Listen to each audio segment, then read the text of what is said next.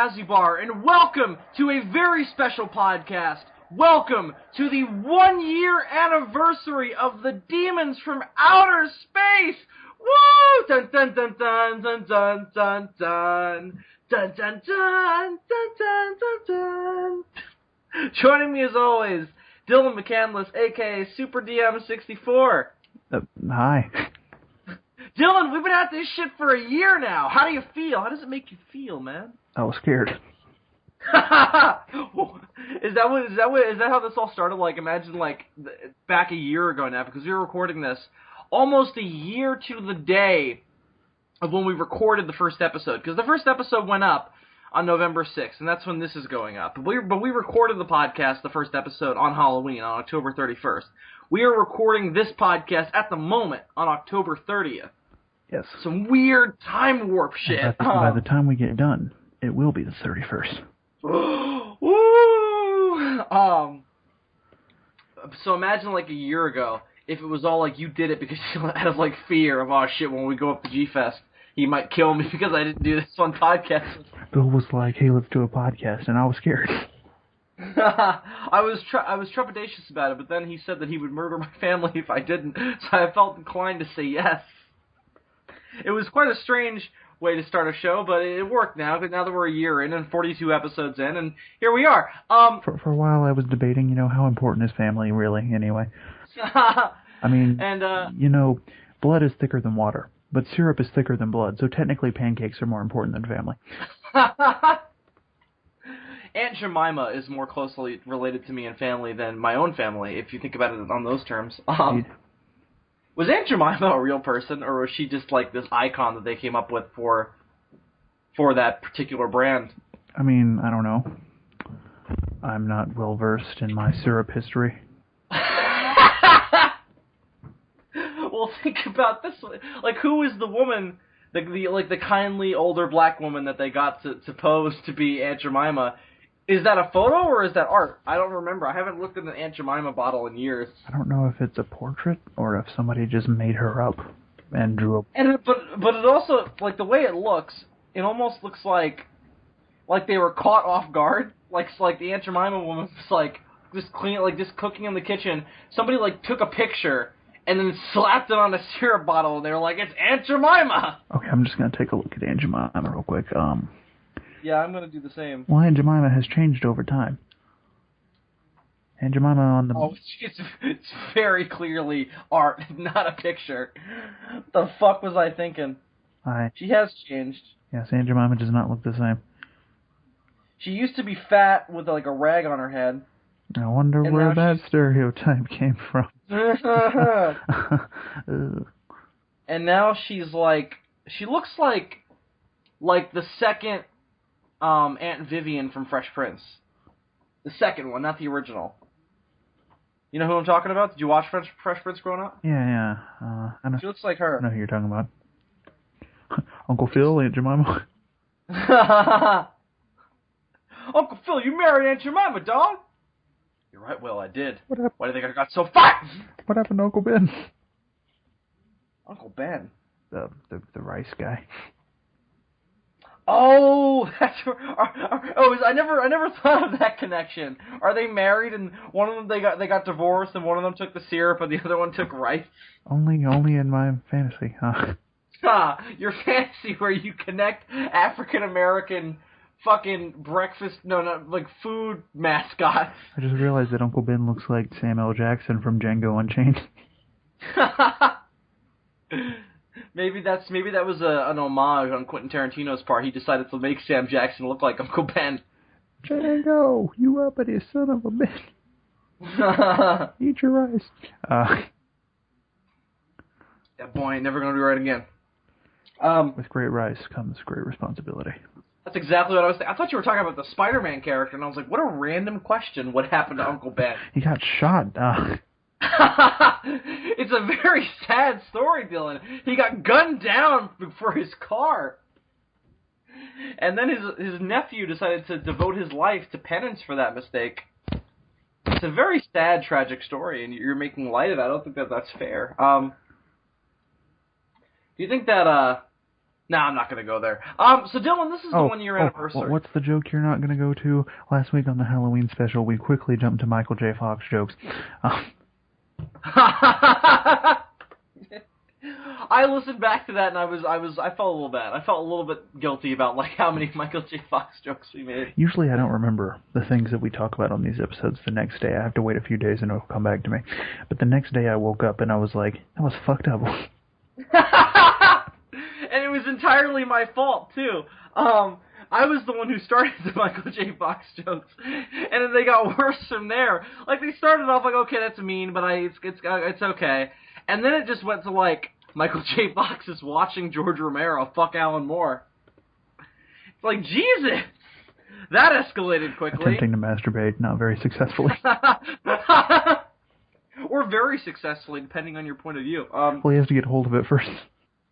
But once he gets a hold of it, Jesus, it's going to be the greatest wank of your life. It's like it's like an organic fleshlight. What is this you just sent me? Just look. I'm scared, Dylan. I was scared. Hey, Parker, want to catch an Indian in my place? Cool, what type? No, you got to go down and then read the next side. Oh! I made the same mistake. Hey, Parker, want to catch an Indian in my place? Sure, but I thought you hated me. We could grab some rice. Cool, what type of rice? Uncle Ben. And then Peter's crying. Oh my god, that's great. I'm not sure what he means by catch an Indian, though. No. I don't understand. What does that mean? Does that mean, like, they're gonna fuck an Indian girl? Or they're gonna, like, capture a random Indian guy on the street? Obviously, this must be a figure of speech. I'm gonna try and find this. Yeah, catch an Indian. To catch an What is that? To catch an Indian. To Catch an Indian by J.D. Salinger. I can't find it. What does it mean? Well, ask me what it means. Ask me what it means. I am. I don't know, Dylan. You caught me off guard. Regardless of catching racial stereotypes, Dylan, let me ask you a question. On this, the 1-year anniversary special of Demons from Outer Space, what are your thoughts over this past year? Have you enjoyed it? Have you hated it? Has it been just kind of like another thing you've done? Have you been very proud of it? What has been your thoughts? Well, about this podcast, no. About this road trip, Dylan. I was scared. Is that just gonna be your quote for the night? Hey, Dylan, so you want to get some pancakes? I was scared. I was afraid to face Aunt Jemima. And Uncle Ben. They were looking at me ominously from the kitchen. This sounds to me like some guy is just tripping out on acid, and he walks into his kitchen and he sees an Uncle Ben box of rice and Aunt Jemima syrup, and he has like this hallucination that they come to life and start scolding him for his life choices. And they're both based on breakfast or like food mascots. Oh. But Dylan, what have been your thoughts so far over the past year? I mean, it's been a year. Thanks. No, it has been insane. It has been. It has been really crazy, and I wouldn't have it any other way. Yeah, this podcast is a little bit different from SOS. I mean, they both ultimately, I think, have the same goal, which I think is twofold. Though they're kind of one and the same. One, to just kind of have these insane free conversations with no limits, and then two is to make sure that they're entertaining for people to listen to. Which I think we have a pretty good track record of. We've done 41 of this, and I think, 31 SOSs at this point? I think that's what I'm currently rendering on my computer. I believe. So 31? I believe that is the correct figure, yes. So, I think that our track record is pretty good. Every time I go back and listen to one, and of course, you know, my perspective is biased, they've been pretty entertaining. I love listening back to both shows, but DFOS is different than SOS in that it has the same goal, but I feel like the style is entirely different. I think I've talked about this before. I've always seen SOS as this kind of insane, bombastic, that's like the party podcast, where it's like 5 crazy, insane personalities get together and just scream at each other for 3 hours, and then there's some kind of conversation through line in the screaming. That's what I think of SOS. Usually. Not always. I think this last Halloween special wasn't that at all, but that's just because there were 3 of us. Usually when the crews are smaller, they tend to be not as insane. But when all 5 of us are there, it's a free-for-all, and I wouldn't have it any other way. But it could be a little bit exhausting.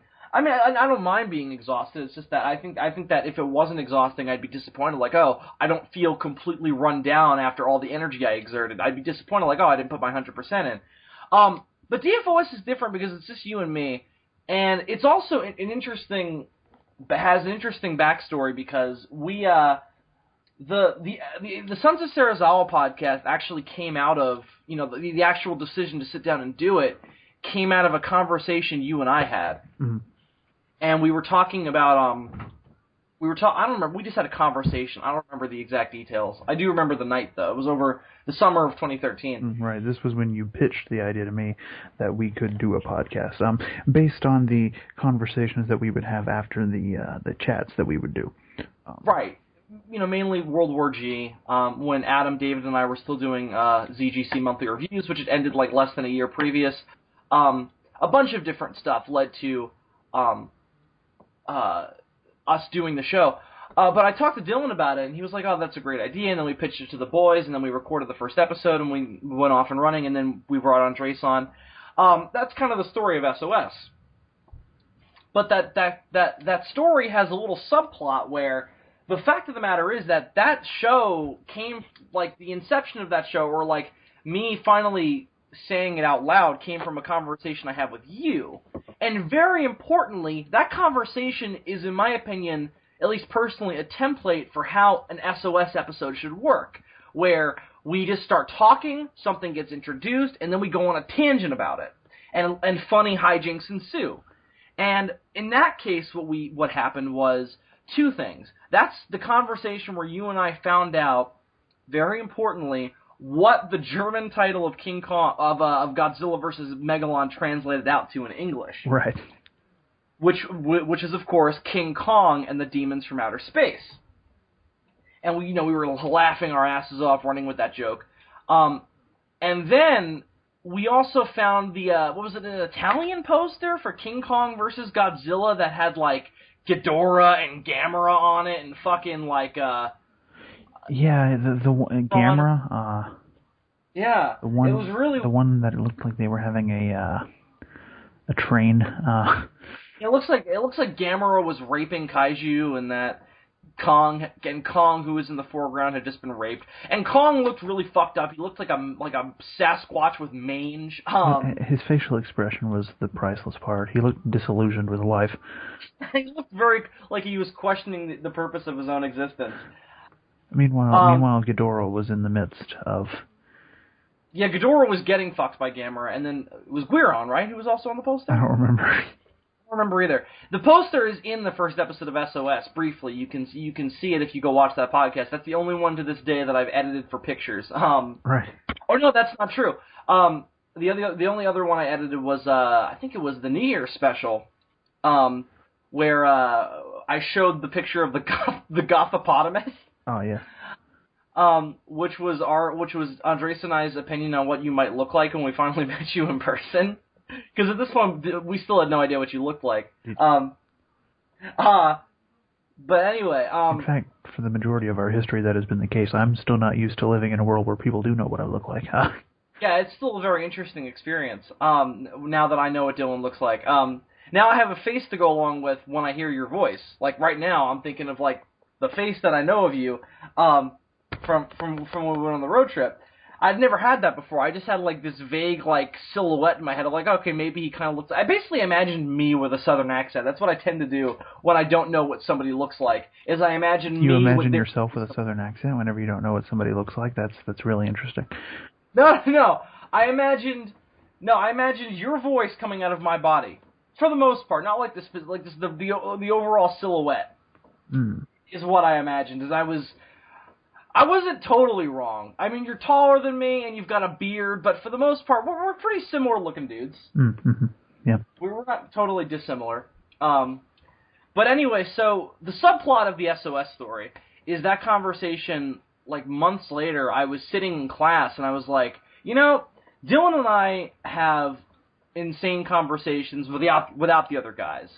And I think that our conversations are different enough, and also they go to different places, and we have an interesting dynamic. I think we could do a spin-off where it's just you and I, and we can talk about different stuff. Well, and the other thing that happened was, in between the starting of this show and the starting of SOS, we had done the DBZ movie reviews. Oh, that's right. Yeah. Which was sort of the catalyst for that, because we spent an entire week reviewing DBZ movies, and it was a blast. Yeah. And afterwards, of course, we would have insane conversations, and it was around that time that you had that epiphany. Yeah, like, we could totally do a spin-off. So I started thinking about it, and I was like, well, what are we going to call it? We can't call it the spin-off of Serizawa. I mean, maybe we could have. Now I feel bad that over this past year, we've been calling it the Demons from Outer Space. We could have called it the spin-off of Serizawa. But no, that's a stupid title. And I was like, well, we have that Demons from Outer Space name floating around, and I think it's a really cool name, despite the connection to that movie. And nobody has ever used it in anything. Like, no, I don't know if anybody's ever even like done what we did and translated the German title of of Godzilla vs. Megalon, and figured out that was the name. So I was like, we can corner the market on that name, and we did it. And I was like, we'll call it the Demons from Outer Space, and it was like, I felt like it was one of those magical moments, like when John Carpenter was like, nobody's made a movie called Halloween. Yeah. Or like when Forrest Gump was like, I'm trying to think of the scene from Forrest Gump where he had a similar epiphany. Maybe when he buys the shoes, I don't know. But it was just a similar thing like that, and I pitched it to Dylan. And I forget what your response was. I think you were your normal self. You're like, sure, why not? What could possibly go wrong? 1 year later. And we recorded the pilot. So now the question is, what did go wrong? Well, Yeah. So Dylan, what do you think went wrong? And you're like, well, you got drunk a lot. That was certainly an issue. My serpent god. Well, I introduced the concept of my serpent god. So we recorded the pilot, and the show started off kind of weird because I wanted to get a pilot in the can before we started, like, advertising it or anything. I don't remember exactly. I think it was more of like, I want to see if it's gonna. I think it was before we decided we were gonna establish a schedule. We wanted to get a pilot done so we could like determine, is this gonna work or not? And before we even announced or anything, like, let's figure out if it's gonna work. And it did. That first episode certainly is not dissimilar to what the show became. I still think our most defining episode is episode 4, which is Orca Torture Trivia Challenge. Oh yes, of course, the Orca Torture, or that thing. Yeah, that one. Which was the Thanksgiving special. That was the Thanksgiving special with the giant claw. It's so funny. I rewatched Blackfish last night, actually. So I was thinking about that last night. But anyway, how do you feel about it, Bill? How do I feel about Blackfish or that episode? Both. Blackfish, I still think is very, very emotional. And that episode has the problem of, it's basically me doing a commentary on a movie that you haven't seen, and you doing your best to make jokes out of it. True. And then we start doing Thanksgiving trivia. It's a very strange conversation. But I think what's defining about it is what I think this show is, and I'm going to ask you this too, of what you think this show is I think the difference between this and SOS is Dylan and I, we tend to be way more specific, I think, and way more like, in terms of, and this is kind of hard to describe, it's like, I think one of my favorite things about this show, one of my favorite consistent themes is bizarre scientific facts and bizarre fucked up scientific occurrences. I don't know if that Blackfish really counts in as that, but it's like, we talked a lot about biology in that episode, and like marine biology and all that, and animals and stuff. And I think that's where that seed was planted. And then I think the penultimate thing of that was episode 16, Outrageous Yarns, which was all the urban legends that we talked about. Ah, yes, Outrageous Yarns. I remember Outrageous Yarns. And it's one of my favorite titles of the entire series. And I think that's where that got off and running, and then every episode it feels like we bring up something about, like, something fucked up about science, like, hey, Dylan, did you know that a Komodo dragon could fuck an iguana? And you're like, no, fuck you, Bill, that's not what happened. And you're like, but it would be cute. It would be cute! Doesn't matter. But it would be cute! I just don't understand why that was your argument of choice. I don't know. Because that's all I had to fall back on, because it's complete scientific bullshit, but... Because like a week later we were talking about it, and you were like, I really don't know why that was the hill I decided to die on. was the Godzilla the series Komodo dragon iguana fucking. And how cute it would be. Yeah, right? I was so, like, hung up on that. But anyway, so that's kind of how the show got going, and it started off kind of weird because... we were recording the show like a week in advance. In terms of like we would have one in the can, and we would be recording another one before that one was even posted. So it was really weird. I didn't really like that because each episode wasn't current. It meant that they always went up on time, but it just meant that they weren't current. Mm-hmm. So I think we took a vacation or something, like we took a week off for Thanksgiving. We took a vacation. We went to Hawaii. No. Yeah. We went to fucking.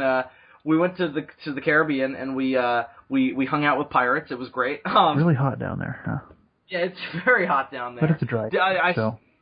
I still didn't know what Dylan's face looked like because he wore bandages, so I assumed that he was invisible. Which only made it hotter. I really should have not. You really should have just not done that. I don't know what your rationale was. I mean...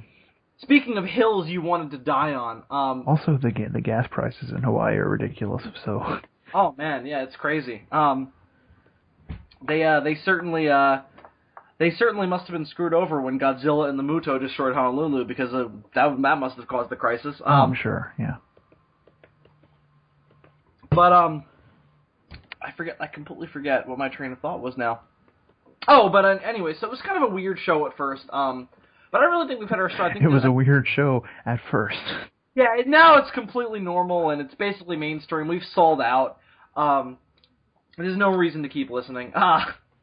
It's not getting any funnier. No, I hope that's not true.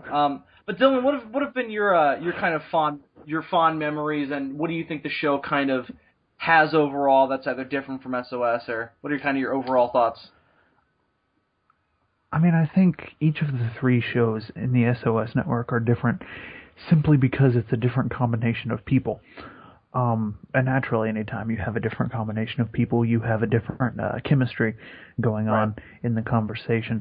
And so with, take for example, the other spin-off that Andres does, Shoe Watch, where it's very serious. Yeah, they do they don't fuck around on that show. They joke very little. Well, that's not true. They joke, but I mean they stay on topic. They have topics. Andres is kind of a stickler for that, though. He edits the fuck out of those podcasts. Not just visually, but I mean like audio wise, like which is something I always respect him for, because I'm like, I don't have the ain't nobody got time for that. No. Because my whole, and it's not just a laziness thing, that's certainly a part of it. But the other thing is, like, that's just not the way I think podcasts should go. Because, of course, I think I've said this before, the whole podcasting thing with the SOS Network came from, I'm a huge Kevin Smith fan, and I'm a big fan of the Smodco Network. And I don't completely abide by the guidelines or not the guidelines, but by the Smodcast formula, but I think since I like... Because they stay on topic quite a bit more than we do. Smodcast? Fuck no. I think they're funnier than we are. Not necessarily. Yes, but anyway. So I've always kind of like, that's what a podcast is supposed to be, and anything else is not a traditional podcast to me. I don't really want to venture into that. So it's like title card, intro, audio. Try to edit it as little as possible. Let the conversation be natural, almost as if the person was sitting in the room with us. Unless, of course, there was some technical difficulty that needs editing. Yeah, I mean, I'm not saying I never cut. In fact, I cut a little bit more now than I used to, only because I don't know what the difference has been. It's just that over time, I think part of it is that the thing that I always try to do is if the shows run on longer than I feel comfortable with, I do feel the need to cut things here and there. So I think that's where I've kind of taken the scissors. But Andres is like, all the fat needs to be gone. All the fat needs to be gone. He's like, this is our linear, not linear, but our stage of conversation, and I want it to stay on track. It's almost more like a radio show in that way, which I think is kind of cool. So I think that Shoewatch, with Andres as the helm of it, is a very different show from SOS and from DFOS, even more so than DFOS is from SOS. Indeed.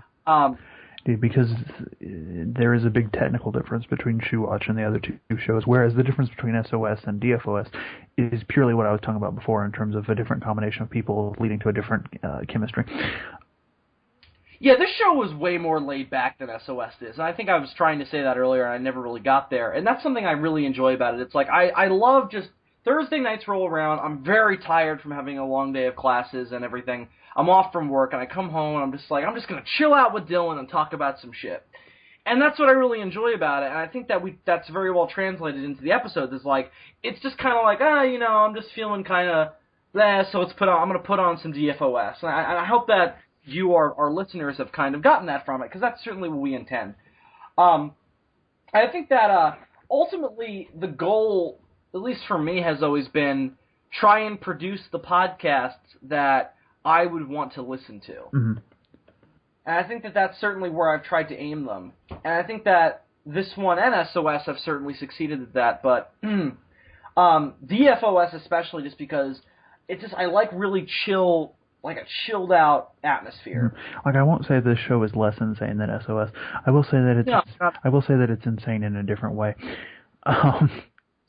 Well, I almost think it's like it's less there's less boundaries. Like I actually think we stay on topic on SOS more than this show, because since there's 5 people trying to throw their hat into the ring of conversation, we try and like that tends to bend the conversation into a topic more, because everybody is trying to get their thoughts in and it all kind of unifies. With you and I, it's a spitball back and forth, and then it slowly starts to, like, imagine, like, this is the visual metaphor I have in my head. We're playing a game of catch, and as we throw the baseball, we start to drift into these different, like, angles and positions, and the conversation just shifts, and eventually at the end of it, if you had, like, a line showing where we'd moved, that would be an episode of DFOS.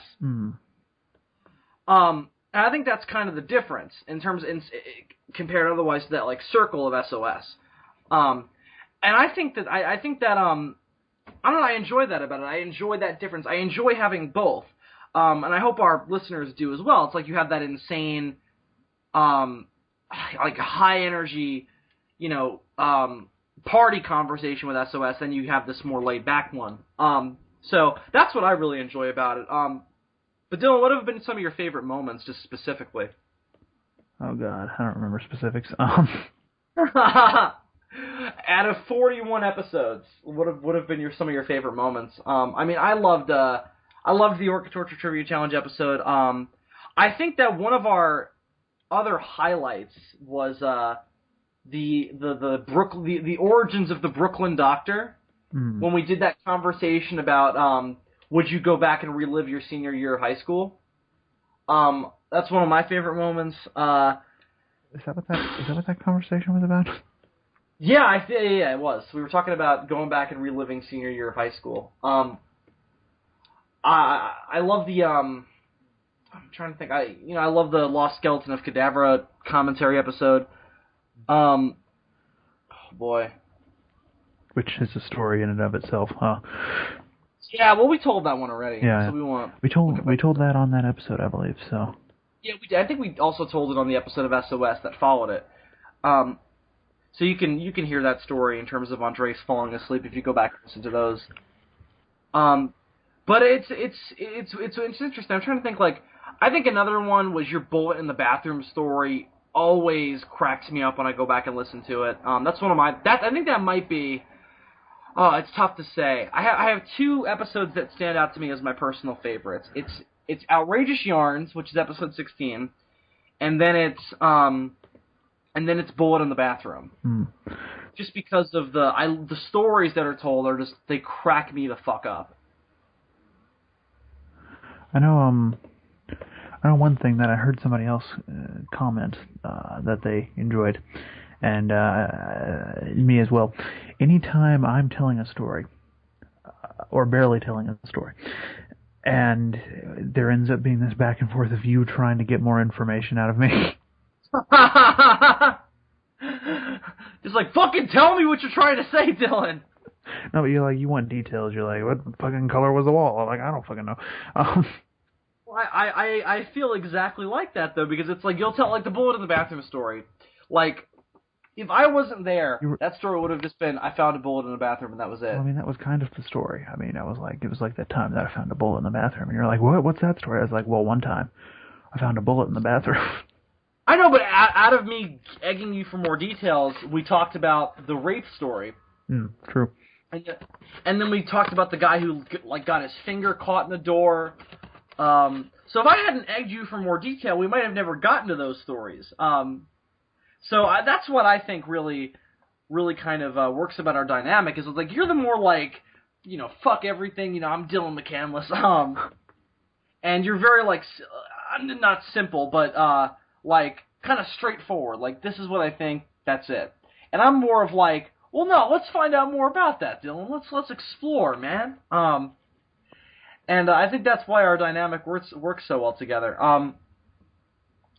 But I think the other thing is that we have some of the best episode titles out of the SOS network, which is just... I'm looking at the playlist right now, and this is some good shit. I mean, after Bullet in the Bathroom, like, the next 5 are classic.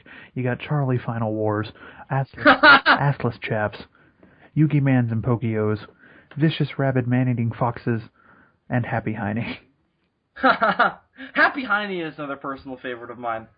But I mean, that's the other thing, is that this show also was not the thing that started the idea of the road trip to G-Fest, but that was certainly a major part of it. I mean, the Kong Jaguar logo is on the road trip to G-Fest title card. Yeah, I can't remember if we came up with the idea of doing that before or after we started doing this show. Well, if you remember, we were thinking about doing it the year before, when we didn't know each other as nearly as well.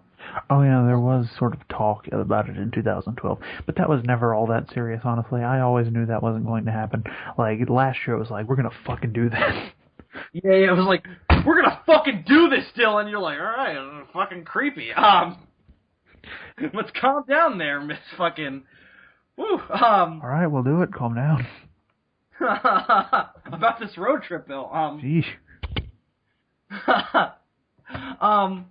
But that was certainly enhanced by this podcast, because we talk to each other every week and we get the plans going. We will be back at G-Fest again this year. Yes, we will. Anyway, so a lot has come out of the show. I'm very, very proud of the show. Like, we've covered a lot of stuff. A lot of stuff has come from this show, I think. Like, Godzilla Odyssey came from the show. Yes. We've established several sort of things that come up every now and then, like, you mentioned the whole science thing. We also frequently do commentaries on children's programming. Yeah. I mean, didn't that start in SOS, though? We did the JJ the Jet Plane commentaries? Yes. But on this show... But that's certainly something that we do more. On this show, what have we done? I know we did Zabumafu. And I don't... We did Lost Skeleton. Right. We did those PSAs. We didn't do a commentary on it, but we did talk extensively about that Pappy Druid show from your childhood. Pappy Land, that's right, yeah. From your childhood. I remember the seed of Zabumafu was planted there, and then we didn't do it until later in the summer. Right. But yeah, we certainly do commentaries more, and I think part of that is just that it's just the two of us, so it's easier to kind of coordinate. Mm-hmm. More on that later. Indeed. But yeah, I think that we've established lots of it's kind of interesting. We definitely, I think a lot of the best bits that we've kind of established as running jokes on the network overall have come from this show. Like Insane Alan Moore has become very popular. Yes, everyone loves Insane Alan Moore. How could you not love Insane Alan Moore? Who doesn't love insane Alan Moore and his righteous serpent god? Who doesn't want to see his serpent god? Oh. Would you like to see more serpent god? Alan, we've seen it already, but don't you want to see it again? It's like Dark Knight. You got to see it multiple times to get the full effect. George Romero, I'd like to see your serpent god. Oh, you've seen enough already. You've gotten the full effect. Go away. Leave me alone. I need an adult. Stop saying that. You know I'm an adult, goddammit. But aside from insane Alan Moore, I mean, trying to think now. There's a bunch of stuff.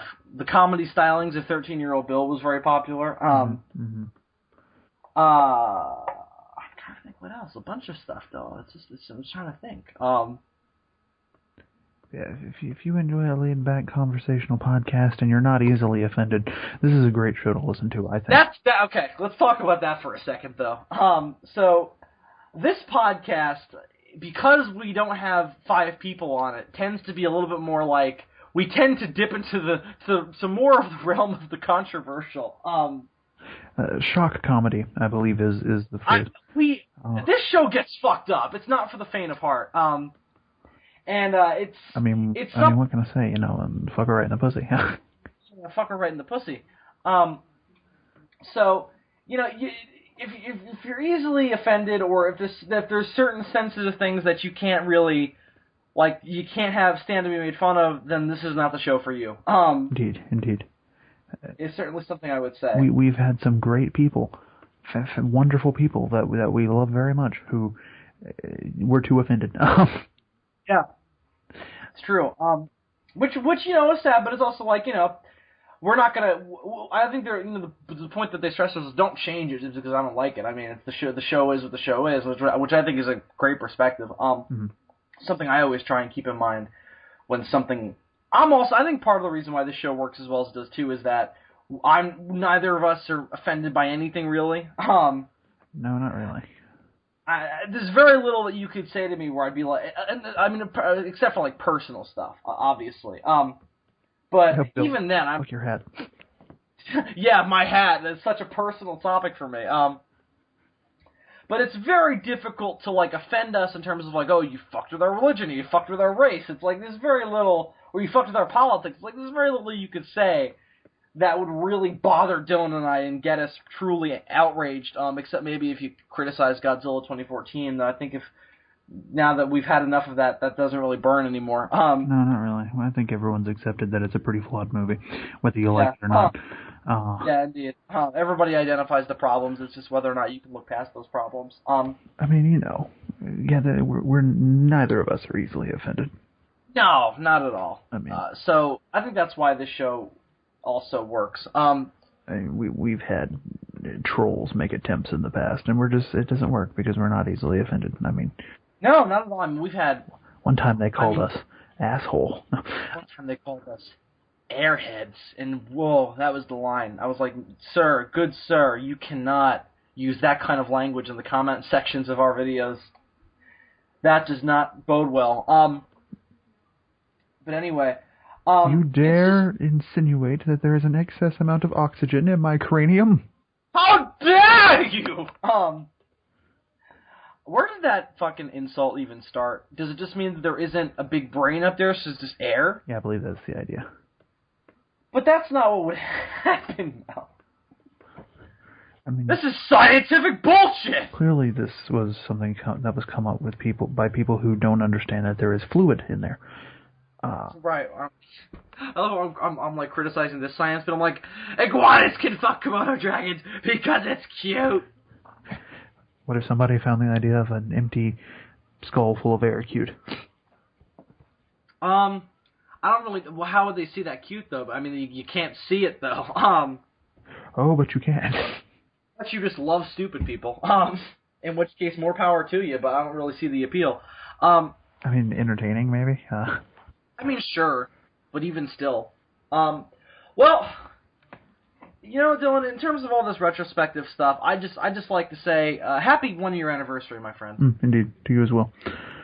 Thank you, my friend. It's been a great year, and I wish us both many more, and we will continue to bring you many more. I absolutely love doing this show. It's one of the highlights of my week. Dylan, you're one of my best friends, buddy, and I love having conversations with you. Indeed. So with that being said, with all that mushy, self-masturbating fucking shit out of the way, let's get on to the... What other kind of masturbation is there? Don't worry about it, Dylan, because tonight, to celebrate the 1 year anniversary... No, wait, I'm worrying about it now. Well, have you ever seen, never mind. I don't know why I was, you know what I meant to say? I meant to say, like, self-pleasing, but I was like, no, it's not fucking hardcore enough. Self-masturbating. I mean, I've heard of something called mutual masturbation, but it's not really a correct term, is it? No, well, no, that's fingering. Exactly. There's fingering and then there's a hand job. I mean, so, take your pick. I mean, that doesn't really count as... But anyway, so to celebrate the 1 year anniversary of the Demons from Outer Space, we're not going to talk about sex or sexual acts, at least not yet. Give it time, my friends. Give it time. In time, just wait for it. There's going to be a scene in the thing we're going to do later on where we'll talk about sex. There's all this. There's this great line in the Garlic Jr. saga of Dragon Ball Z that always stuck with me, where Garlic Jr. says, "All in good time, Kami. All in good time," and then he busts out in maniacal laughter. And then Popo eats him. No, Popo was shrunk and inside of a glass bottle, but he's not. That's not real Popo then to me. That's unabridged Popo. Unabridged Popo. Popo unabridged. That seems to me more like the free version, but the abridged Popo is the more hardcore version. It's fucked up, ain't it? I want to see like a Django Unchained poster now with fucking Popo. Popo unabridged. Oh, Popo! Popo. Oh, Popo. Have you always been alone? No. So to sell us. I've got this image now of Popo roaming through the Wild West. I just see that poster in my head of like that silhouette of Django and King Schultz walking into the camera. I imagine Popo and Kami. Oh my god. It's fucking genius. Dylan, fuck Godzilla Odyssey. This is the fan fiction we have to write. I don't think it requires writing, but I think I definitely need to draw this. Popo on a bridge. Dylan, you have your next drawing assignment. Who's John Candy? What? Who's Candy? Rob. Okay. Calvin Candy. Calvin, what? She said John Candy. I was like, the dead comedian? Oh, yeah, that's right. That is who that is. Never mind. Calvin Candy, yeah. The guy from Planes, Trains, and Automobiles? I don't know. Who is he, Dylan? Who's playing him in this movie? Why is he even there? I don't know. John Candy is Calvin Candy. In Popo on a bridge. But he's dead.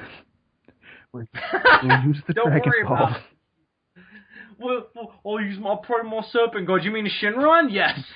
Oh my god. Shinron is the Serpent God! It's all come full circle. It makes perfect sense. It makes perfect sense. Alan Moore's penis is Shinron. I'm gonna pray to my Serpent God to melt the ice. Because I'm too lazy to buy dynamite. You sure you don't want me to grant you eternal life? Nope, just the ice. But isn't there a scene where where Piccolo is like shooting at the ice with his energy blast and it's not even making a dent? So would dynamite even work? I don't care. It's still a stupid fucking witch. It's like, hey Shinron, yeah, save the forest. You know what'll grow back all them trees. You know what'll grow back, right? I mean, actually, forest fires are quite natural. They help. I mean, you may listen. It doesn't change the fact that you're idiots. No, No, Popo. Not I mean, no, Shenron. Save the forest now. But I mean, it's gonna grow back. You're sure you don't want to use your wish on give it like something else? Like, Krillin, just give it like 6 months. It'll be back. No, do it now, Shenron. The animals are dying. I mean, they're gonna die anyway. They're gonna all become part of the natural world. I mean, dying is perfectly natural. I shouldn't tell you this, but there are Saiyan pirates on the way. You don't want me to do something about that? No, I think you should save the forest. Fuck it, fine. I'm gonna go home and smoke weed. Speaking of giant reptiles, though, Dylan, tonight we are going to celebrate the 1-year anniversary of DFOS. We're going to do something that's very important, as we've been seeding for the past couple of weeks, but we haven't come out and said. And nobody guessed it. People guessed what it was going to be, but not what we would be doing it on. Well, Andres figured it out, but that doesn't count. No, we told him, and we gave him really, really obvious hints, like, "Hey, Andres," he's like, it's like, well done. That is how he talks, isn't it? Yeah. He's like Randall in Clerks 2. He's like, nah. Anyway, so we're going to be doing a commentary tonight, as a couple people guessed. But nobody guessed what we'd be doing the commentary on when I said we're going to be doing a commentary on something that's very important to our roots, which could mean a few things. If you think in terms of stuff that's very important to our roots, maybe our roots. I mean, are we talking about the roots of this show, or are we talking about the roots of ourselves as people? Are we talking about the TV miniseries Roots? Are we? Yes! To celebrate the 1-year anniversary of the Demons from Outer Space, we will be doing a commentary on the TV miniseries Roots. Speaking of Django Unchained, it's going to be very inappropriate. very, very racist and very depressing. No, I mean to the roots of this show, which I thought would be fairly obvious, because it's like, where did this show come from? I don't know. This little movie called Godzilla vs. Megalon? If you still haven't figured it out, you're an idiot, and we're doing a commentary on Godzilla vs. Megalon. Yes, we are. We're going to be doing, tonight, to celebrate the 1-year anniversary of the Demons from Outer Space, we're going to be doing a commentary on Godzilla vs. Megalon. And the reason why is kind of obvious. This show, of course, came from the title of the German version of that film. It's, of course, a very commentary-friendly Godzilla movie for a couple guys like us to talk about. And if you're sitting there thinking to yourself, why do I want to hear you guys talk about Godzilla vs. Megalon when I could go listen to the MST3K guys do it? I don't know. And that is a very good point, and I'm really regretting this decision now, but it's too late. We can't back out now, Dylan. So we're going to be doing a commentary on on Godzilla vs. Megalon tonight. Now, the original idea was, hey, let's actually watch the German version, since that'll be very fitting. And that was the plan. And I texted David, of course, the pirate king of the internet, and I was like, hey, Dylan, and that was really confusing to him, because he was like, my name's not Dylan, and I was like, fuck, I mean, hey, David, can you get us a torrent of the German version of Godzilla vs. Megalon? And he was like, sure. And I was like, awesome. 10 minutes later, I get a text message that just goes, are you sure you really want this, Bill? And I'm like, of course I'm sure. What do you mean, am I sure? And he goes, I mean, it's not really any different than the American version. The only difference is that they call Jaguar King Kong. And that's it. And I'm like, yeah, but they must explain why they're calling him King Kong, right? And he's like, no, they just do. The robot called King Kong. Live with it. No. It's very, very, that would be like if you watched Frankenstein Jr. and you were like, hey, what about Frankenstein Sr.? They never explain it, so just don't even question it. So it's like if you watch Ghost of Frankenstein and you think, hey, didn't that guy get shot? Don't worry about it. Just don't even go there. Just don't. So anyway, So he was like, Bill, there's no point in me wasting time torrenting it and then you downloading it and figuring out how to do that, because I'm notorious with him for being shitty at torrenting things. It's a whole because I don't get it. So it takes me forever. So he was like, just watch the American version. It's the same thing and it'll be just as funny. And I was like, all right, fine, bitch. So we're going to be watching the American version, mainly because that's the only version I own, but also because it's kind of the closest to the German version. It'll probably be funnier than the Japanese version. So that's what we're going to do tonight. We're going to be doing a commentary on Godzilla vs. Megalon. Now, I believe the American version is public domain, so it should be on YouTube in some form. So even if you don't own it, like if you're not a diehard Godzilla fan, you should still be able to watch it on YouTube. Is it public domain? Yeah, it is. I didn't realize that any of the Godzilla movies had slipped into the public domain. Well, the American versions, not the Japanese versions. Hmm. So the American version is public domain. I'm not seeing it on YouTube, though. I mean, I'm seeing clips out the wazoo, but I'm not seeing any full movie. Did you look up American version, though? I mean, no. If not, you'll find it. Just buy the fucking DVD, you lazy. Yeah, your laziness really hurts me. Just go on Amazon, buy the DVD or the Blu-ray. I don't care. Or find it on eBay, possibly for cheaper. I don't know, man. Are you sure this is the one that's public domain? Oh, no, you're right. It's not on here. Because usually just about any movie that's public domain, somebody has taken advantage of and put up on YouTube. Well, sorry for those of you out there who don't own it. You're fucked. It's not on YouTube. Which is why I don't actually feel the need to own a copy of Night of the Living Dead. Yeah, that's very true. So I don't know what to tell you out there. It's not on YouTube. So I guess you're gonna have to go seek it out elsewhere. You enjoy that. In the meantime, let's get into this. So Godzilla vs. Megalon is kind of an interesting film in the Godzilla series because it's a movie that's very strangely, I think, unnecessarily controversial. It's in terms of like, and I don't mean like, oh, it's racist and filled with social commentary that bites at America. No, in terms of just a lot of people like it. It's about the faking of the moon landing, okay? Yeah, God damn it, understand that. A lot of people like it and a lot of people hate it. And a lot of people like legitimately like, oh, this is a really fun Godzilla movie. It's really good. And I'm like, no. For me, it's not. For me, it's very much in the middle. The quality of the film is obviously not the best, but it has things to like in it. Jet Jaguar, Megalon is a very interesting kaiju, I think. The fight sequences are fun. When you finally get to them, when Godzilla shows up 20 minutes before the movie's over, which, everyone out there is screaming, what about 2014? 2014's different, alright? Also, there's the tail slide. And I know the tail... We'll get to the tail slide. And I know the tail slide is ridiculous, but it is a big bucket of wind. Big old bucket of wind, to quote Kevin Smith. So it's an interesting movie. It's, of course, very prime for commentary. Of course, they did it on Mystery Science Theater. If you want a serious analysis of it and why I don't think it works, then you can, of course, go watch my Godzilla Palooza, which I still stand by as being my opinion. I don't think it's a good movie, but I think it's wildly entertaining in terms of, look how fucked up it is. If you want an in-depth understanding of what I like about it, you can go listen to the Jet Jaguar song. With or without the MST3K subtitles. Oh, watch with. It really makes it.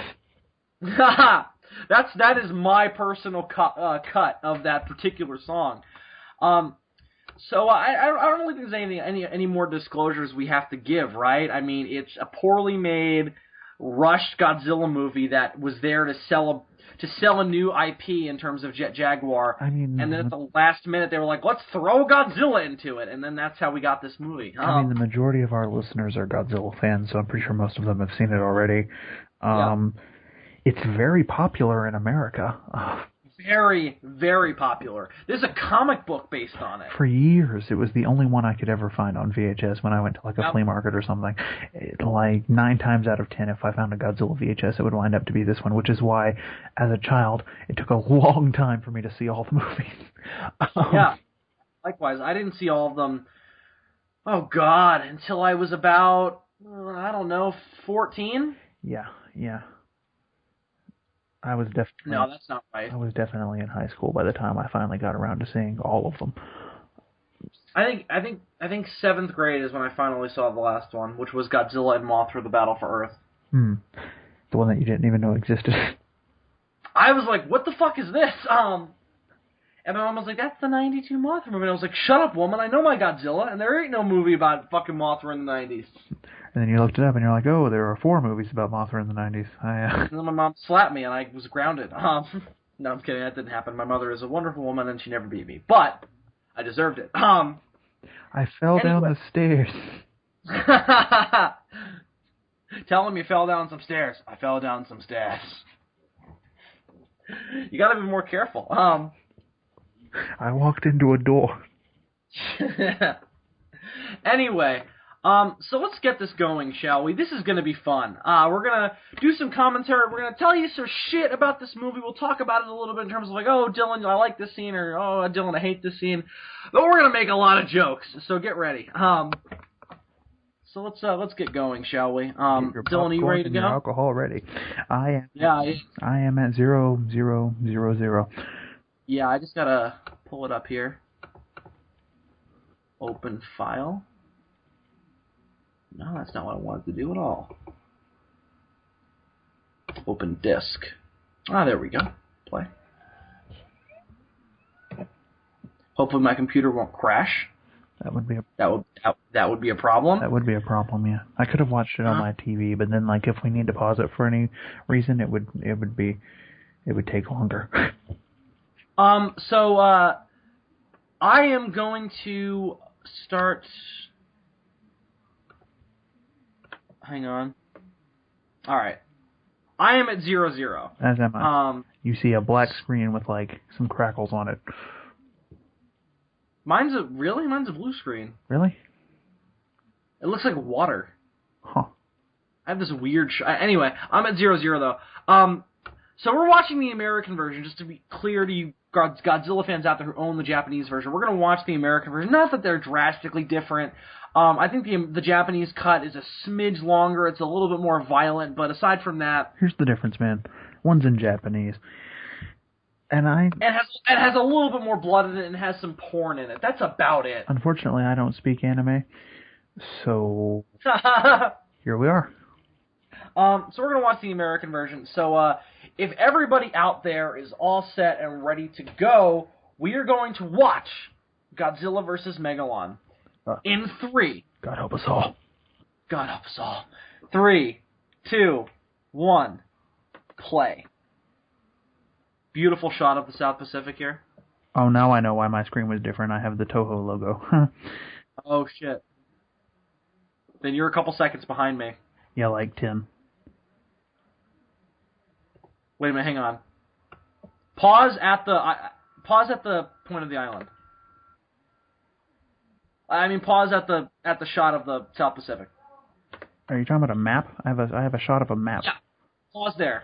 Okay, I'm at 21 seconds. Well, which would be different for you because of the whole... You don't have the logo. Shit. That's 0,0 for me. So I'm there. So everybody listening, go back to the point with the map on it. That is where we're going to start. Okay, hold on. I'm going to go back a little bit so that I can pause right when that shot starts. Everybody do the same. Mine is in such shitty quality. I've told this story many a times. If you go back and listen to the first episode of SOS Interview with Chris Mowry, I told this story about how my shitty copy of Godzilla vs. Megalon and how it's like this crappy American port and it's it's hilarious and what's written on it. All right, I'm ready. Why, to go into the mind of a Japanese map maker, why is Russia completely white and Alaska is green? That is a good question. That makes no fucking sense whatsoever. Well, hang on, let's start playing. So everybody, begin playing once again in 3, 2, 1, play. That is a good question, though. I never noticed that in the first part, as opposed to the shittier second part. This guy's voice, it intrigues me. In the first part of 1971, the second underground nuclear explosion occurred. My God, look how unnuclear these explosions look. Yeah, these are not nuclear explosions. Those are volcanic eruptions, it looks like. Oh, that's stock footage from Sea Monster of the island exploding. Some great special effects in this stock footage, huh? This is stock footage from, a couple seconds ago was stock footage from the Mysterians. It's one thing to destroy cities in a kaiju movie. It's another thing to destroy landscapes, and that's something that always impresses me. There's the big G-Man himself. Yeah, they don't do it very often. I've never seen an island explode until Godzilla vs. the Sea Monster. This is all stock footage from Destroy All Monsters. This is new, completely different Godzilla design. Some very bizarrely placed new footage of Anguirus. I don't know why they thought to throw him in there. He's just sort of walking around, being Anguirus, and now he's falling. Oh. My theory is that I love this shot though. Are all the kaiju supposed to have died at the beginning of this movie? Is that the idea? I don't know, man. It's a weird way to... It really has very little to do with the plot. It's like, oh, here's Godzilla. I do really like, I like this opening, though. This is, I think, stock footage from, Ghidra. I'm loving these explosions, though, Michael. And then it's just like stock footage, and then crash zoom, title. Godzilla versus other Japanese characters. Produced by Toho Izo. No opening credits whatsoever. I do like the soundtrack, though. It's very, very cheesy, and I like it. Then we got this kid, who is a whole thing onto himself, riding this bizarre Japanese water toy. What the fuck is this thing? Wait a minute, you don't have opening credits? No. Shit, I'm watching them now. What? The file on your computer is very different than my DVD copy. This is interesting. Mine's a shitty port, that's why. Oh, shit. Alright, tell me when you get to the shot of the kid riding the dolphins. I wonder if what I'm watching... I hope I'm watching the American version and not just, like, an international dub or something. Oh, that would really tickle my pickle.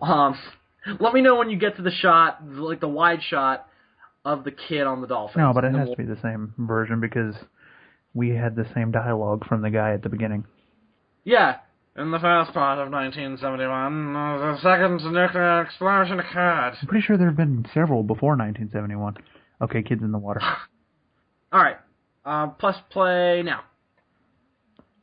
So Dylan, tell me, what the fuck are these things? They look like dolphins of various colors, but with colorful noses. The green dolphin is a red-nosed dolphin. And the other two dolphins... They all have red noses. No, the other two dolphins have yellow noses. Wow, the quality on mine is shit. Sure, I'll go on that child's toy. Now this has been a subject of some debate. Are these two men lovers? It's entirely up to the interpretation of the viewer. I always thought they were supposed to be brothers. But I've looked up, like, the cast and crew, and they're not credited as brothers. So I don't know. Adam, of course, says that they're the first gay Japanese, the first gay couple presented in the kaiju movie. So I would be totally fine with that. I just don't know if that's what's going on. I don't see anything to the contrary, though, because there's no women in the movie, so... True. There's nothing to the contrary, but at the same time, there's nothing really to state that. I mean, there are two very attractive men hanging out with each other with a small child. I mean, it's hinted at, obviously. The implications are not exactly subtle. There are implications here, but it's never really stated, so it is very much subject of... I mean, look at this guy in his fucking boat shoes. He sucked a few dicks. Mysterious light in the middle of the lake. That's interesting. Hey man, this is Japan. We've seen Stranger Things. Oh my God. Smoke on the water. Who is this kid though? Is this supposed to be his son? Son, nephew, adopted. His ward, maybe, who he dresses up in tiny shorts and fights crime with? An assless chaps. It's Japanese Batman. Jet Jaguar is Japanese Batman. Batman. So, here's my question. So, what store do you go to where you just go, hey, give me your finest Japanese water toy made up of dolphins? I mean, this had to have been a real toy in Japan at the time, right? I doubt that they invented a toy for this movie.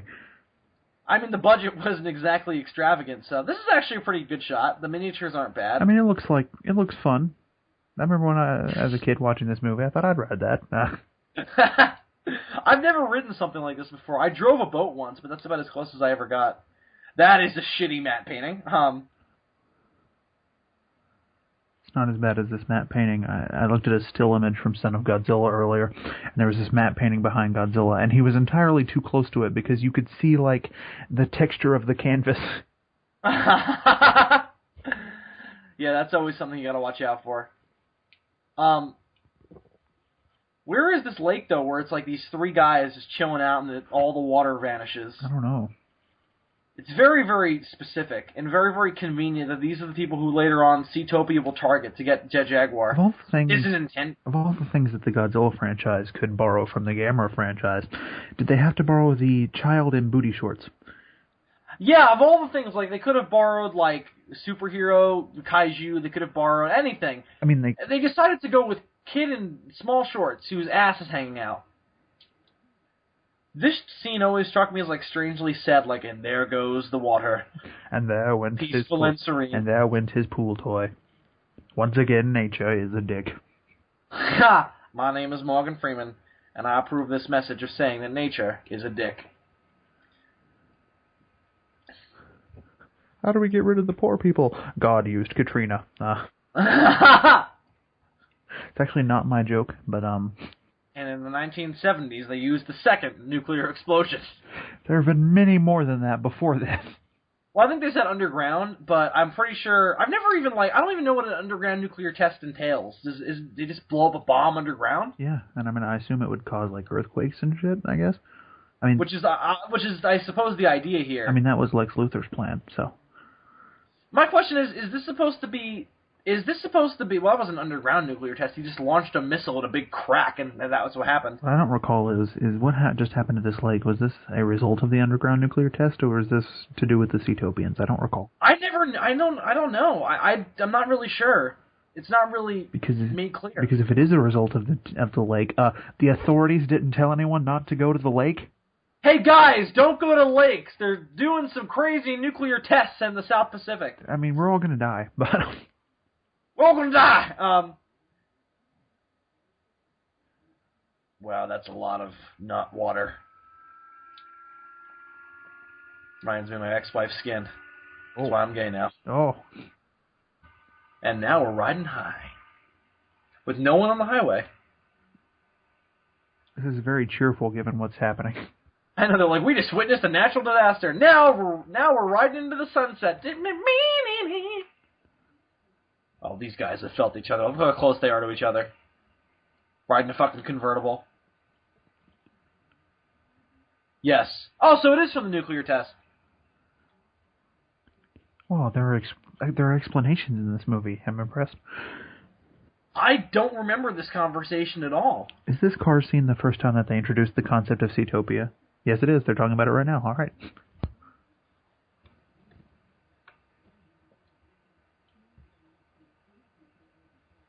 We're talking about Atlantis and Mu, I think. Maybe we're talking about Mu and Seatopia. Maybe this is the explanation for how there can be both a Mu and Seatopia if you believe what Toho says, that all these films are in continuity. Yeah, I guess it doesn't make sense. Why is he driving like such a maniac? Is he trying to run away from the darkness? He's trying to run away from the earthquake. Oh. There's no earthquake going on. Not yet. He's like, God forbid it starts to happen. Oh, look at those driving gloves. We've got to get home before it gets dark. The vampires will be out.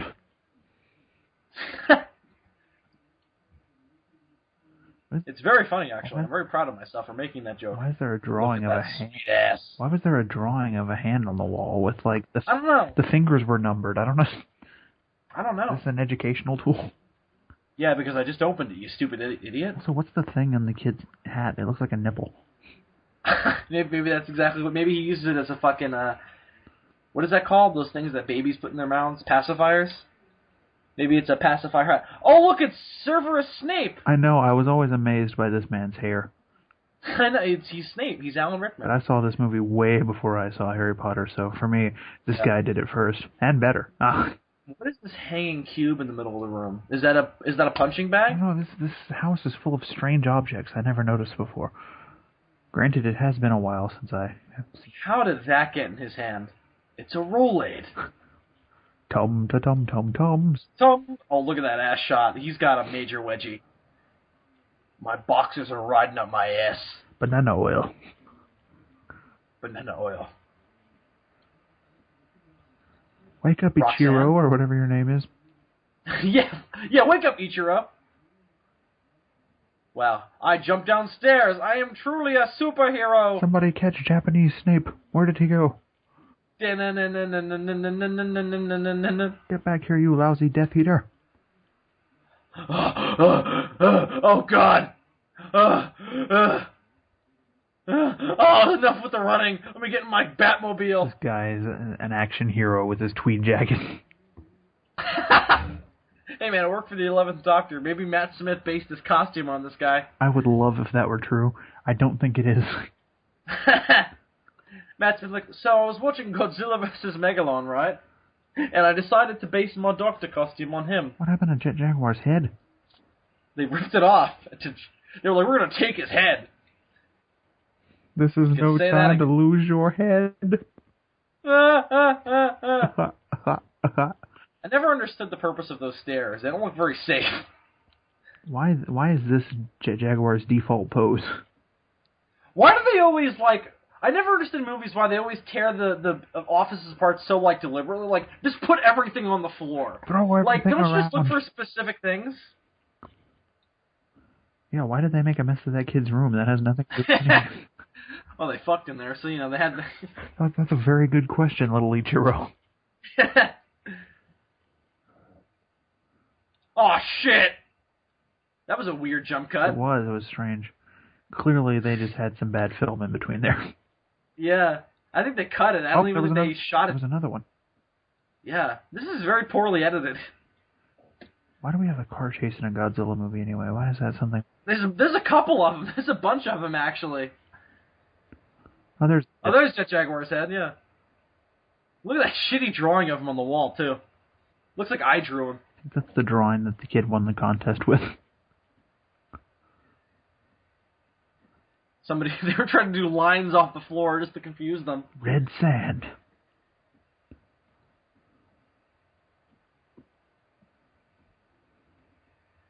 This is where the Godzilla series started to go downhill, if you know what I mean.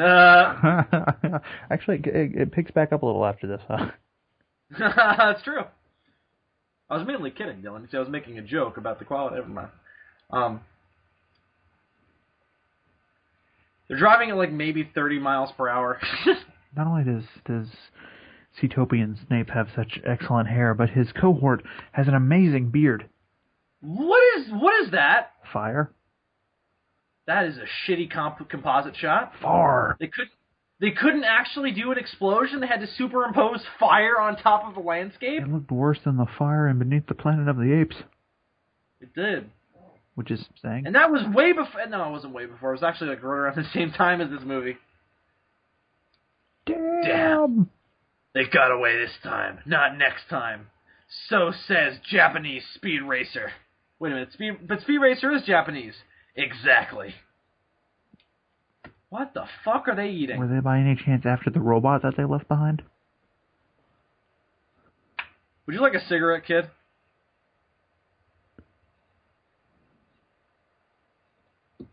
This kid has a very annoying voice. I know. I know kids are often voice acted by women, but you can really tell on this one. That's true. So, it's the same color as that bit of sand that they found. Yes. So they're both red. What a conspiracy! You know who must be behind this? The red bamboo. Dun, dun, dun! Actually, no, it's not going to be nearly as clever as that. Whoa, that is a weird close-up. Wow, that's a strange surface of Mars. It's the strangest thing, Jimmy. Underneath the microscope, it looks exactly the same. Whoa, it's a starburst! This is the original Iron Man film. Do you realize what this red sand can mean to science? It can mean actual advances in the field of science. Oh my god. I have finally completed my masterpiece. I have finally completed King Kong. Jack Nicholson? Hey, how you doing? I'm Jack Nicholson. That is an interesting car. What happened to the fucking convertible? Now he's driving like a fucking... Is this a rental? Looks like a taxi, but the top's been ripped off. What's up with the lions pushing dice off the wall? I don't know, man. And now the kid's got the tiniest motorcycle I've ever seen in my life. It's smaller than a big wheel. I mean, it's not even big enough for this kid. Look how he has to sit on. No, look how small it is. It's like for a toddler. Raise up the handlebars. I'm gonna be bad to the bone. Move over, James Dean. He'll be back in 3 weeks. Here comes Ichiro. Why does he always run up these stairs? No wonder he's always so out of breath. I don't know, just walk. On screen. Oh, that dialogue, though. Yeah, what a witty repartee. Oh. Checking over, as in you've been analyzing? Man, this guy's always smoking. Oh, since we're talking about DFOS trivia, this shot right here was originally what the title card was going to be. Of them looking at each other? Yeah. But you couldn't figure out how to do it, so... Now they're looking at a map. Now they're Easter Island heads. It's just an interesting experience overall. He hasn't even lit that cigarette. It's just hanging out of his mouth. It doesn't even look like a cigarette. It looks more like a joint. Maybe it is. That explains so much about this movie. I mean, it is 1973. That's true. It's very true. How much of this movie do you think is... Hey, man, I'm going to make a robot based on Jack Nicholson. How much of this movie do you think are the hallucinations of a child who has a contact high from his two gay caretakers? I'm willing to say at least 75%. I've always wondered what that red stripe on the back of Jaguar's head is for. I don't know. Oh, excuse me, King Kong. Oh, yeah, sorry, Dylan, you fucked it up, huh? Let's do a Japanese Snape. He doesn't even look Japanese. Now Snape is after an Evel Knievel. Why is he sitting in the back seat? This is like the world's, most boring episode of Wacky Races.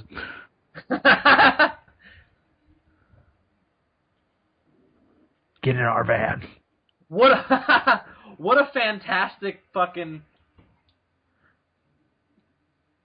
What a funny joke. All work and no play makes Kong a dull boy. I thought just Jet Jaguar just wander around a little bit. Get in there.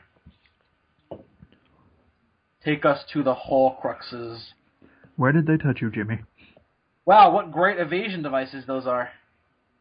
Whoa! And now they're all dead. Did the kid change since yesterday? Wait a minute, what the fuck? He, did this weird hand where, woo, you're going to fall asleep, woo. And they did it. What a very high-tech walkie-talkie that is.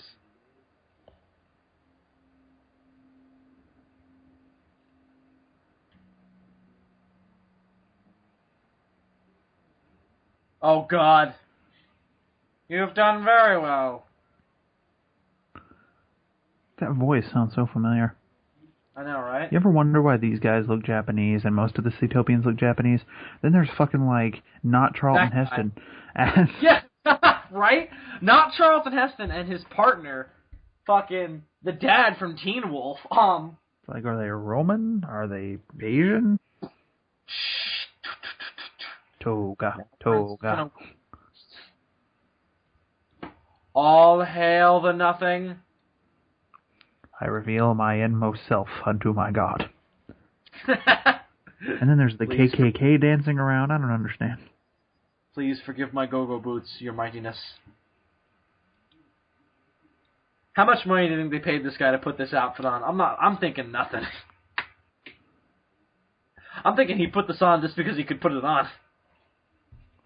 It took him years to realize that there was a tiny megalon on his headband. Me too. And also, why is there a tiny Pac-Man in the center of the floor? Science. My balls are low-hanging. Seatopia.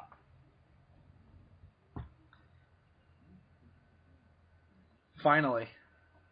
Oh, we've been waiting for so long. Let's fucking launch a missile, goddammit. country. No, it's more of like a city. Much like the Empire. Earthmen? Whoa, who's this chick? That was a weird insert, like, just look at this random white chick.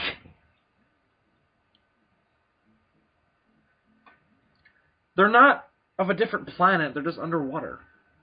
Yeah. Get up, you lazy piece of shit! Come on! Did you ever wonder why the Cetopians are, for some reason, in contact with the Space Hunter Nebula M? No idea. Not a clue. Wake up, Megalon! You lazy bastard! I'm assuming they must have been the ones who gave them Megalon, though, and that's why that he looks so much like Gigan. Wake up, Megalon! It's time to go to school. Alright, I'm getting up, goddammit! Now! I love how Megalon could, like, step on this guy and he'd be dead, and then he's, like, yelling at him. Megalon, you lazy bastard, get out there! Destroy... Go mow the front lawn! Alright, I'm up! You try ever lifting a mountain off on top of you after you've been sleeping? It's not a very easy thing to do, you lazy piece of shit. I saw you double chin. I say you ain't lifting no weights. Wake up, Megalon. It's time to go. Make sure to brush your mandibles. Last time you didn't do that, it was very embarrassing. There were several people still stuck in your teeth. I have drills for hands. That makes it even easier. You're your own dentist. Well, those drills are going to come in handy, because if you don't brush your mandibles, you'll have to give yourself a root canal. What the fuck is this shit? So now caves are exploding and stuff. I'm up. Let's go fuck up some Japanese people. Oh, God, I have a hangover. Ugh. I gotta shake out my nuts. Ugh. My leg fell asleep. Oh, what did I do last night? That's a good... His wings actually look really good. Megalon's suit's fantastic. Yeah, I really love Megalon. Megalon's a great monster. He's in a terrible movie. It's true. I always thought his drills were very unique. Yeah. Of course, anytime Also, the wings... Is he flying out of the water? I don't know. I don't know if they're really even underwater. It just looks like they're underground. Well, what is... It looks like he's just flying. It doesn't even look like he's drilling through ground.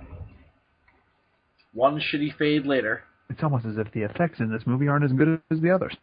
Oh my god, look at that camel. Oh no! Wow! What the fuck, man? That pan was totally unnecessary.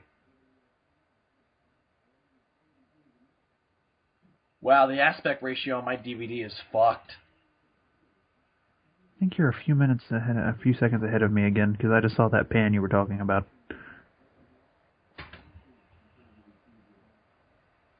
You're like, where the fuck am I? What did we do last night? Why are we all tied up?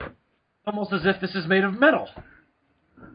Wow, he just accepted. He's like, My stunning powers of deduction have led me to come to the conclusion that we are on the floor.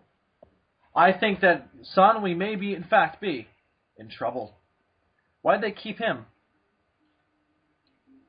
Why wouldn't you keep the inventor of the robot? Why do you keep his gay friend? No, this guy is the inventor. No, the guy that they kept. Oh, right. Like I said, I think you're a few seconds ahead of me. Oh, shit. I'm at the shot of Jet Jaguar walking down the stairs. Why did they put them in a metal box? Their plan is very confusing to me. Okay, so now they're going to control Jet Jaguar. Go, Jack Nicholson. Go! Dylan, let me know when you get to the shot of Jet Jaguar flying in the air. Okay. The first one. Jet Jaguar just walked down some stairs, and now he's flying. We're caught up. Now his antenna just deployed. Antennas deploy! Picking up all radio stations. And now you're listening to the Light FM.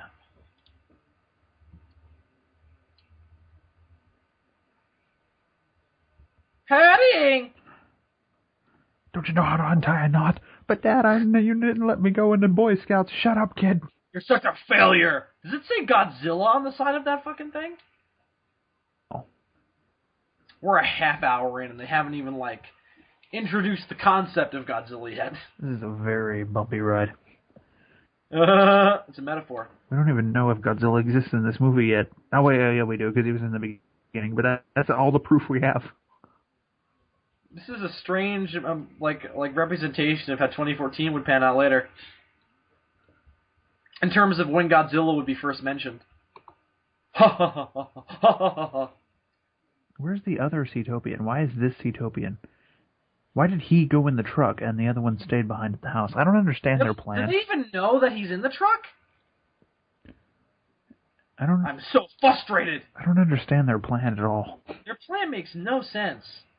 Why not just set Jet Jaguar, Megalon on the world, or have him team up with Jet Jaguar to destroy the world? Yeah, you're controlling Jet Jaguar, and you're just going to use him to lead Megalon around? Now I'm going to leave you behind. Is Megalon that stupid that he needs to be led around? Right? I mean, if he's smart enough to know when you're waking him up, why wouldn't he just be like, oh, I gotta go destroy this shit? Why did you keep me imprisoned here instead of the other guy who actually invented the robot? You're prettier. Oh, God. Look at that button right where his dick is.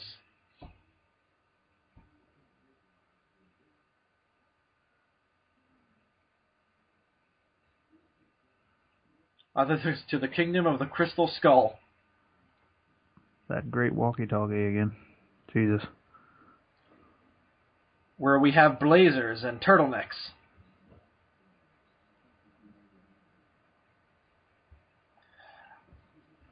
Seatopia. I think the last thing we were questioning in this movie was whether or not they had a sun or how they got their oxygen. That was the last thing we were worrying about in terms of this movie's logic. Who came up with the name Seatopia anyway? I mean, it's not a very creative name.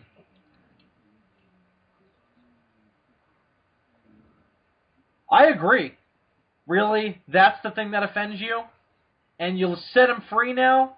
You shouldn't let your anger get the best of you, Snape. Harry's mother never loved you. You gotta get over that. What is this, a fucking... Did you see that like, wheel? Wheel? Yeah, like that boat wheel. No. That was weird. It was in the middle of the room. It was so weird. Alright, seriously, what is up with this wall? Now they're fighting...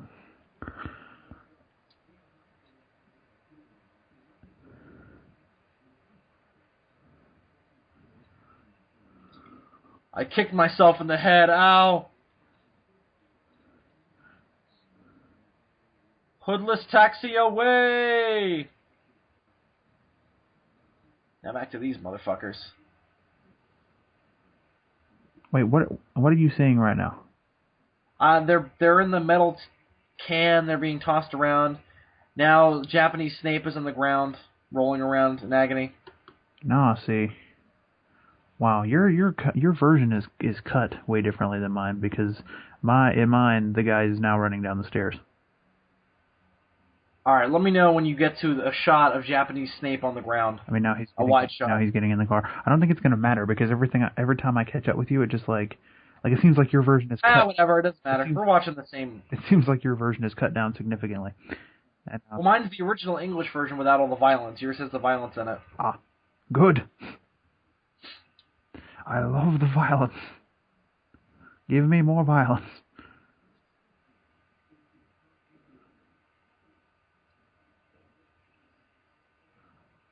I kind of lost my nerve. Got my ass kicked and got raped. It's been a bad day. Alright, so now Japanese Snape is getting up off the ground. Now I'm in the midst of the car chase, though. This is some fucked up shit. I know, it's pretty fucked up. Damn it, Tokyo Shock DVD. No, damn my shitty-ass fucking version. Yeah, why don't you have the Tokyo Shock DVD? Because I will not spend money on this movie anymore. Why is he wearing slippers? I spent money on all the movies, damn it. If I bought Godzilla's Revenge, you can buy Godzilla vs. Megalon. Let me know when you get to the car chase. I mean, he's in a car. I don't know if he's chasing anybody. Oh, now he's being pursued by a red car. Alright, here we are then. Let me know when you get to the motorcycle guy being introduced. Are all these guys just agents of Seatopia? Agents of Seatopia. Coming dun, dun, dun, dun, dun. Coming soon. Why did you do the RoboCop theme? I don't know! Toho's Agents of Seatopia. Okay, yeah, the motorcycle guy's here now. Alright, yeah. So we're about in the same place. He's like Ghost Rider. He's like, duh. I really want to. This is the shittiest car chase I have ever watched. Everything's in close-up. I really want to see Toho's Agents of Zootopia now. I know, Toho, get on that shit. Coming soon to Fox. Why Fox? I don't know. Don't ask questions. What network is Gotham coming on? I should know. I'm the one who watches it. It's on Fox. Oh, that's what I was thinking of then. Which is really weird. I wonder what network that new Superman show is going to be on. I don't know. Why are they going downstairs? This is such an asinine maneuver. There's a road, you know. Yeah, they're back on it now. It's like... Cars are not made for stairs. You're going to tear your axis? Oh, never mind. It's too late now. You're already stupid. You're already down the stairs. Oh, this guy's dead. Look at him. He's driving on a fucking, slant. Oh, and now you're driving down a ravine. Come on, man. What are you doing, guys? Haven't you ever watched a Bond movie? This is not how it's supposed to work. This is not safe driving, okay? It's just not. What are you at the rock quarry? What are you gonna go in there and fucking yabba dabba doo? Is that what you're gonna do? You gonna go watch a Power Rangers fight? Is the ground gonna explode behind you and then you go fight a monster? Is that what's happening? Tokusatsu shows always end up here eventually, though, so it's only natural. This motorcycle guy's like, hey guys, wait for me! God, this thing sucks. Why didn't I just get a car? I thought the motorcycle would look so cool. And then he turned around and left. Where's he going? Oh, I love this. Oh, there he is. That was really pointless. What kind of a plan was that? He was like, fuck it, let's stick on the path I was. I'm gonna ram him. You're on a motorcycle and he's in a car. I'm gonna ram him. He'll tear you to pieces. Oh, I love this. And now he's covered in semen. He just fell over. This guy's terrible at his job. Aw, shucks. You had one job. Megalon just came out of the ground, right? I'm seeing Megalon come out of the ground. Alright, cool. We're in the same place then. I love how he flies with his drills together. His wings basically do nothing. Get all this shit off me. Oh, fucking dirt. I hate this job. Should have gone back with the fucking Nebulans. Fuck my life. Guy Gang gets all the pussy. Guy Gang gets none of the pussy. Hey, man. How's it going, man? We're gonna, totally destroy Tokyo, man. Come on, Megalon, let's go. What is this strange man flying above me? I feel a strange urge to kill it! It's like a tiny human kaiju. There's gonna be so much heroin when I get there. Dun da da da da da da! Oh, this is a hilarious image. What of Jaguar with Megalon flying behind him? Yeah, it's such a weird image. Get back here, you little pussy! Say. Stock footage from Ghidra, the three-headed monster. What stock footage from Ghidra? This is from Destroy All Monsters. See, I've got Japanese guys in a truck.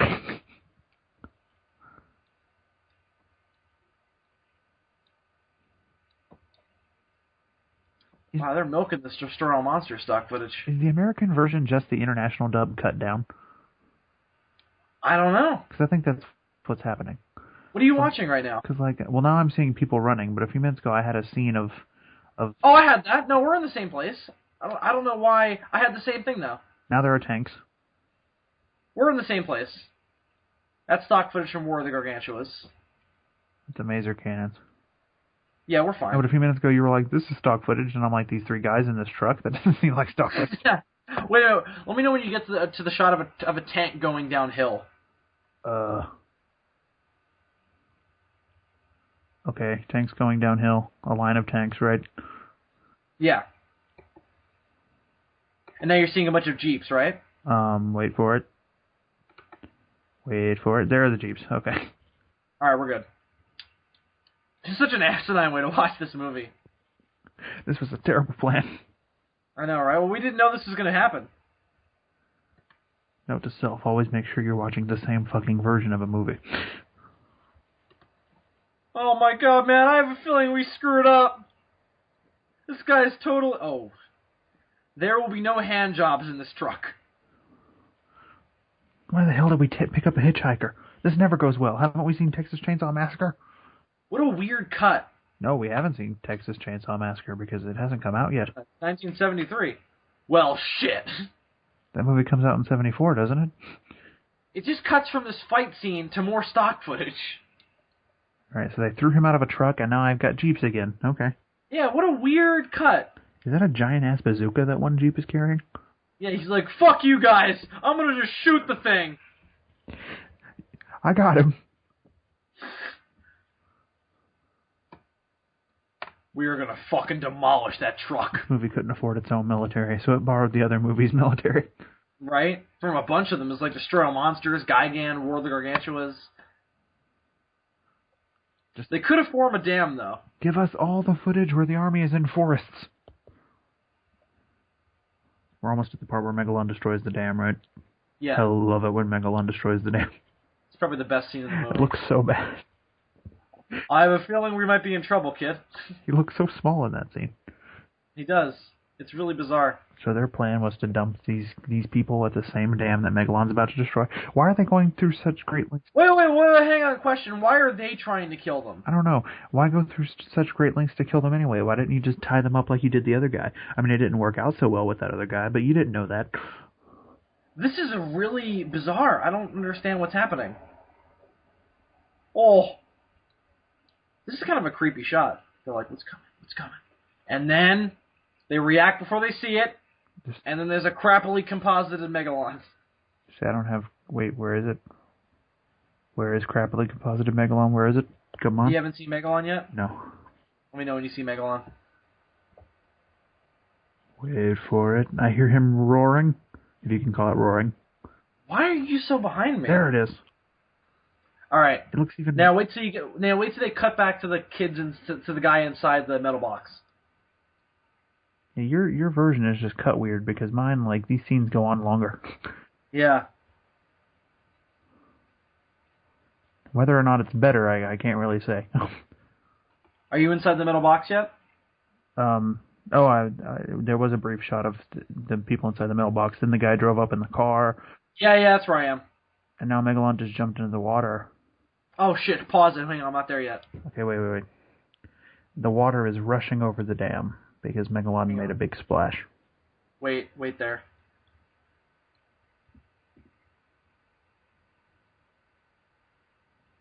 Alright, I'm there. Go. Water rushing down over buildings. Yeah, that's what I'm looking at. Let's just get out of here. Let's run! Fuck you! We're stealing your car! How do they take that Zootopia gun? I know, right? They're like, we're gonna kill so many hookers with this. Even though earlier in the movie the Zootopians shot those dudes with those guns and it just like knocked them out. Yeah, no, they're really not that effective.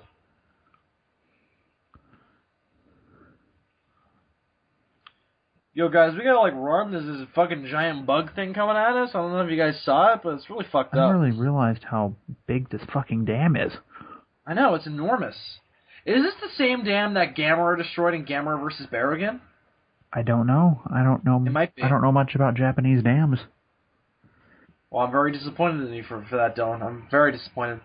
This thing of them hanging over the side of the ravine in the metal box reminds me of Jurassic Park 2, when the trailers are hanging over the side of the cliff. Get us a cheeseburger and an apple turnover. Oh, this is a good effect. Of the like mudslide that's going on. Yeah, that's great. Megalon's really shitty at this. He's a really bad kaiju, I gotta say. Not like design-wise, just like really, he's really bad at his job. I mean, he just gets hurt all the time. He destroyed the dam, but he washed himself away with it. Fuck this shit! I'm going back to bed. Fuck you guys. He's like, why do I do these things? Why did I listen to that stupid guy in that toga? What's this truck doing here?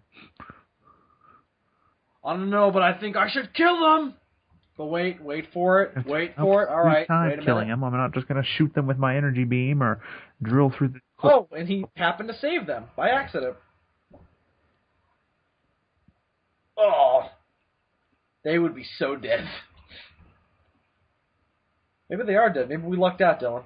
Maybe this is the end of the movie. I say we just stop here. Dun dun dun dun dun dun dun dun dun dun. Thank God for those convenient stairs. Fuck this bridge. It was looking at me funny. It was coming right for us. Fuck that. I love how you can tell that the drills are heavier than the arms. Yeah, he's like struggling to hold the damn things up. Hey, you guys! I know you guys. I sucked that dude's dick.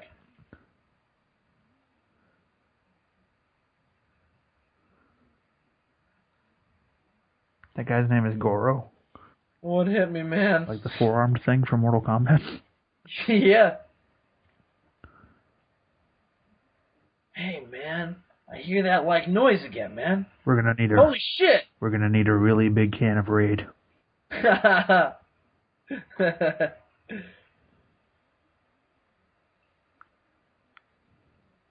No, it's the other flying humanoid robot that somebody invented. No, it's King Kong, idiot. Oh, fucking moron. What a genius idea, kid. Haven't you seen the last movie? All you need is tapes. Yeah, all you need is, like... How convenient that you were wearing that, then.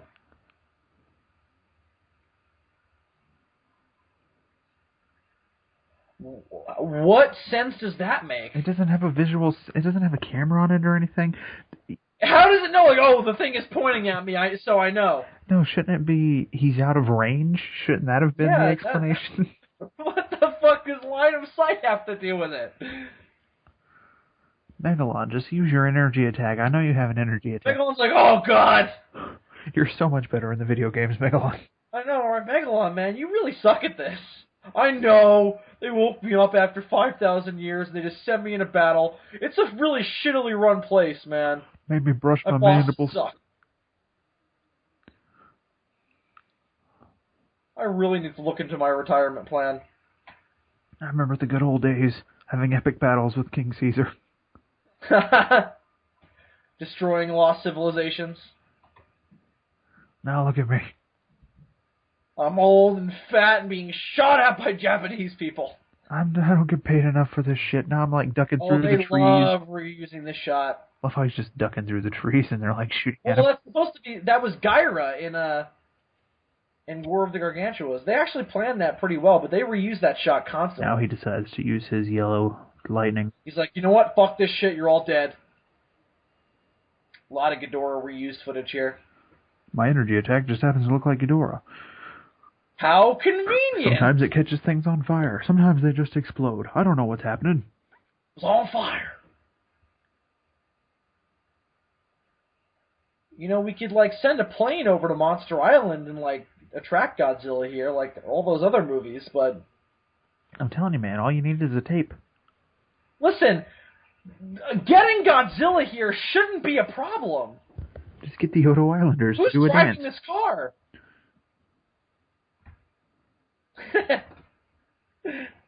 Meanwhile, bullshit is happening.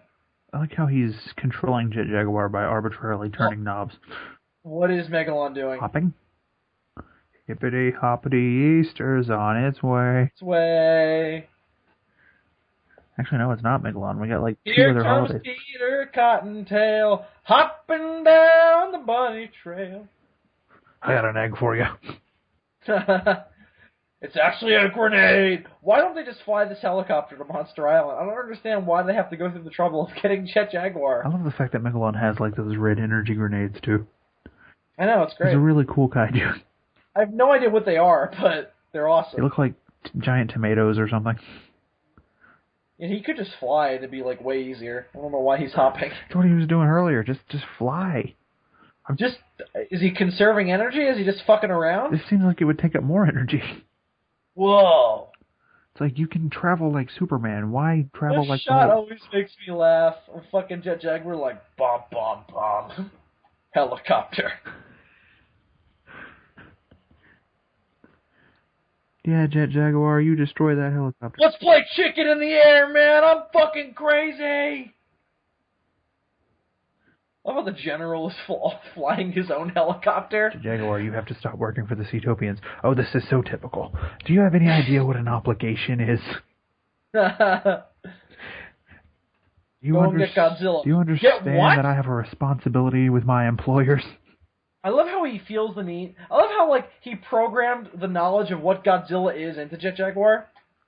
This Ethiopian guy is, like, apart from being very white, is also very hairy.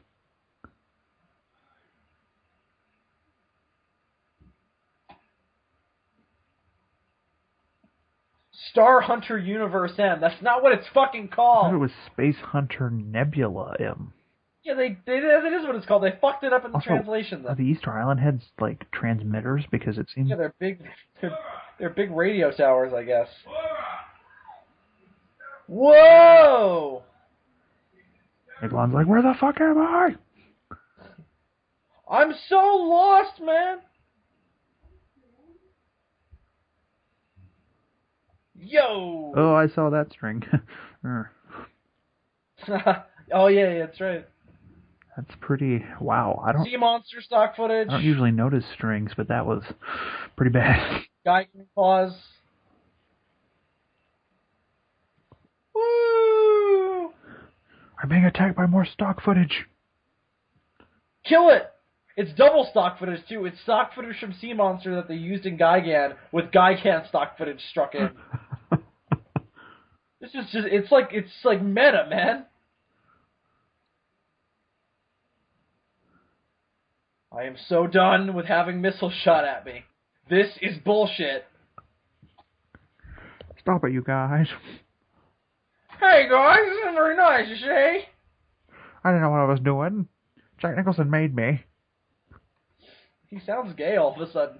Oh my god, you guys, like, this robotic Jack Nicholson came out and was, like, flying me around to places and I was killing people. He destroyed all those planes, and then they reused the shot of the 6 planes coming towards him. I fucked this shit right the hell up. That's kind of a cool shot, though. And he goes right back to hopping. You have wings! Fly, goddammit, fly! How you do this?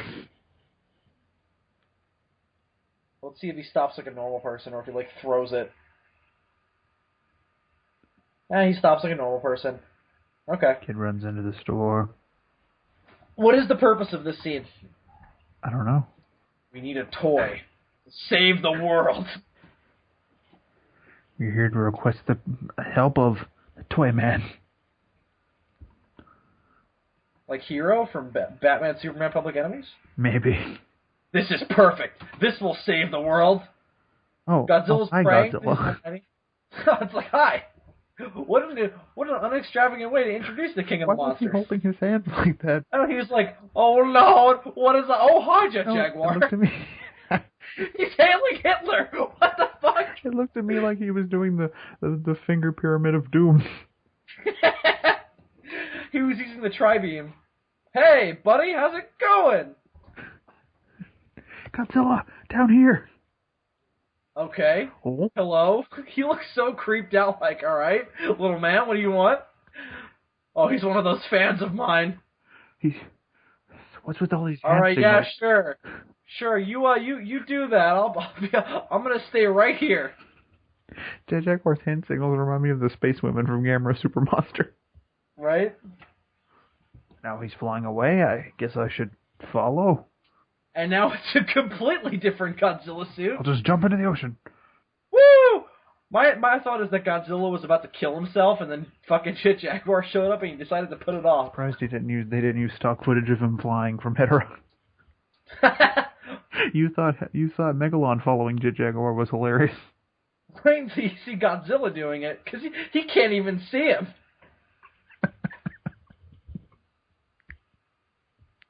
It's a really shitty way to fly when you boil it down. Yeah, it's really kind of asinine when you really think about it. It would have been better if he just found a way to shoot his atomic fire out of his ass. Yeah. Just really build up some methane in there. I have a feeling that so much of this is Ghidra stock footage. Yeah, a lot of it is. Maybe even a little Astro Monster. Astro Monster, too. Probably more so Astro Monster, because I don't think Ghidra attacked Tokyo and Ghidra 3-headed monster. Some nice fucking product placement from Mobile. What the fuck? It's only been like 9 years since Ghidra destroyed this city. And he destroyed the exact same buildings in the exact same way. What the fuck, man? This is very specific. I just think the universe is dicking around with us at this point. If there is a god, he's an asshole. You realize how much money we spent rebuilding this?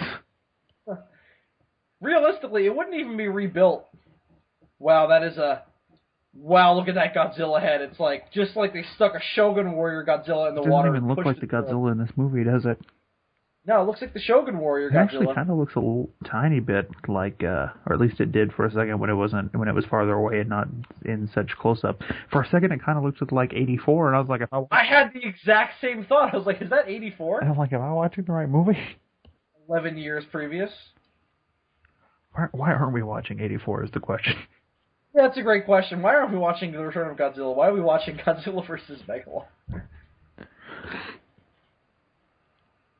Hashtag life choices. I'd like to point out that nobody else in this movie runs like a girl. Well, there are no other women to compare it to. This is more evidence in the this guy's gay department. Let's go fuck up Japanese Snape. Now watch this. This is maybe the most pointless use of a prop in a movie ever. Expelliarmus this, bitch. Who's a Death Eater now? Fuckface.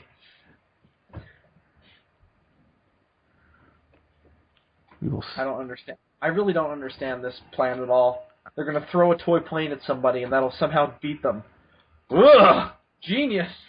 On my mark. Well, that was just unnecessary. Woohoo? Wait a minute, if he had a grenade, why didn't he use it on Japanese Snape? I'm going to knock those fuckers out. Who's out here? Show yourself. If it's my ex-wife, I will not give you alimony. Mr. Potter? Oh, God. They didn't even show him throwing it.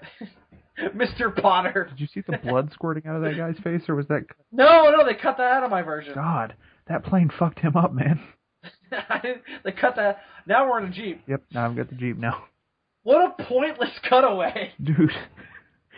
In the one I'm watching, man, after the plane hits him in the face, you see him grasp his throat. I see it now. They had to show it in this shot. Yeah, but dude, it was like gushing out in between his fingers. It was fucked up. Oh, you know... Oh, you know why? They have this random intercut of him in the Jeep to cut down the violence. I guess so. But it's in my version, too, the cutaway of him riding in the Jeep. There's probably more violence in the Japanese version. Did your version have the porn? What porn? Then no. So, okay, it's even more cut down than I thought. Are you talking about the in the truck?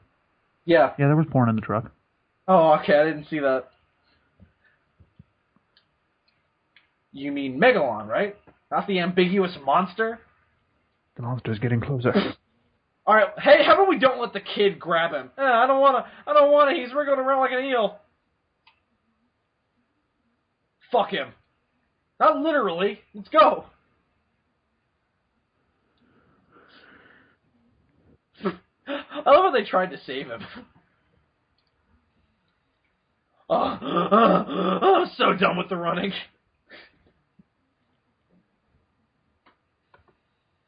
Hey man, you still there? Yeah, I'm here, sir. Oh, okay, I didn't hear you. I was reading my DVD case. Okay. Megalon is so... What did he say? Megalon is so confused. Alright, see, I just saw Japanese Snape get crushed by a rock. Oh, they cut that out of mine.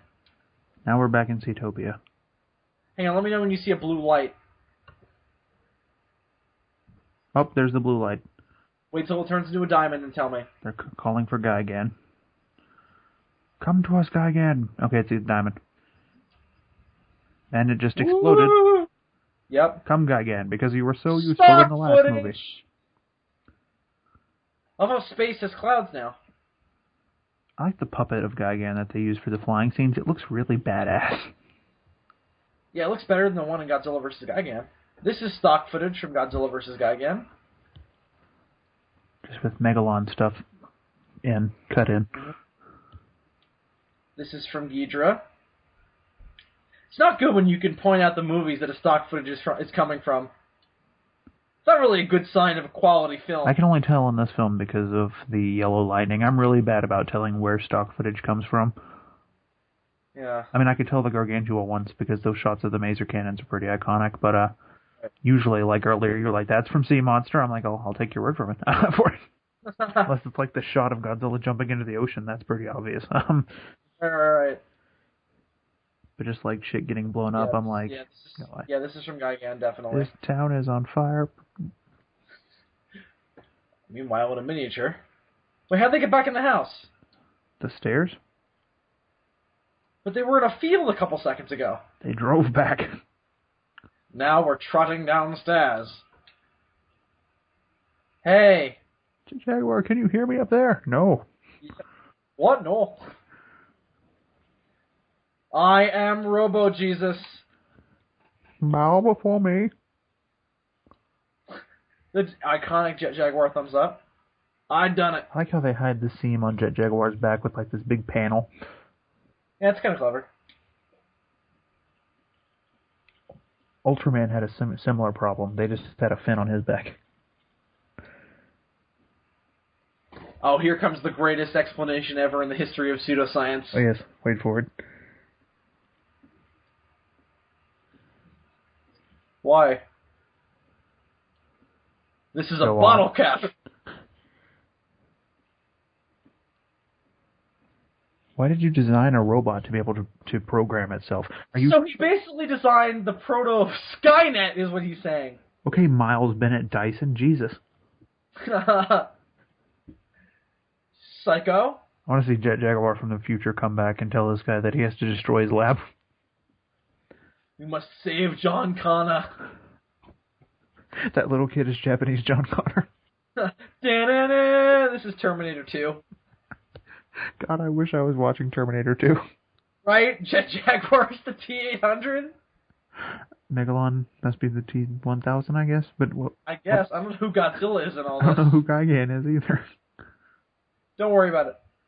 He's laughing at him, man. He's laughing at you, Jet Jaguar. What could you possibly do in this situation? And you're so tiny. Whoa, wait. What? Wait, hang on. Wait, hang on now. Wait, whoa. Go back down. Whoa, wait a minute. Hang on. Wait, hey. That's not fair. Whoa. Wait, hang on now. That is bullshit. That hero shot of Jet Jaguar standing though with like this lens flare, that's pretty fucking badass. Yeah, that's like Michael Bay before Michael Bay. He's just like, fuck you. He just punches him in the face. I love Jet Jaguar so much. Mega's like, hey man, that's not cool, man. Throws him on the ground. Hey man, I'm old at this. I'm not really... Well, that's kind of cool. We gotta get going, man. Oh, now the tables have turned. Yeah, kill him. Yeah, I'll be like, yeah, fuck him up. He's supposed to be the hero of the villain of the movie, Dylan. I don't fucking care. I don't root for the hero. Then he knocks him down on the ground, and it doesn't even look like they're fighting anymore. I won't go into what it looks like they're doing, but yeah, because that's too dirty for the show. He's getting drilled. No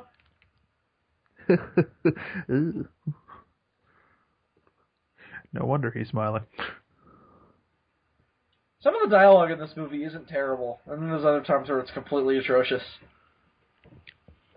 Oh, I must turn around and follow him. There's absolutely no reason, no way I could just stand still, and then his plan wouldn't work at all. Jaguar just like kick him. I'm the greatest superhero on the planet. How can a robot get dizzy? Just kick him when he flies by. The question still stands, how can a robot get dizzy? Did he program dizziness into himself? Maybe his sensors get overloaded from all the turning around. Ugh. This is really shittily cut together. And now they're on the ground again. Jesus, you guys. Yeah, they're always on the ground. Now there's a Jeep. Driving Jeeps in the Japanese wasteland. Driving Jeeps. Now we're running up a hill. Driving Jeeps. I think the monster fighting stuff is pretty much the same in our two versions. I think it's just the human violence that I have more of. I'm so done with the running. It's so big. And Jet Jaguar is pretty large, too. Yeah. Now he's karate chopping him. Damn, Jet Jaguar. There's some karate chopping action in this movie. You know, we always joke about how Rulers of Earth made Jet Jaguar badass. No, he's pretty badass in this movie. He's pretty cool. I'm not going to lie. Chris Bowery, I retract my statement. You didn't make me think Jet Jaguar is badass. I mean, you just made him notice. Yeah, exactly. I'm I'm kidding. Also, he's pretty... Has there ever been did they ever use the head antenna in Rulers of Earth? Have they ever showed that? I was scared he is. He's like, oh, God. Skynet's coming now. I'm on my way. Just give me a little bit. I'm getting old, you know. Almost 20 years of this shit. I'll be there faster than Goku finally came to fight Frieza. 50 movies later. Still coming. Next time on Godzilla Z. Godzilla.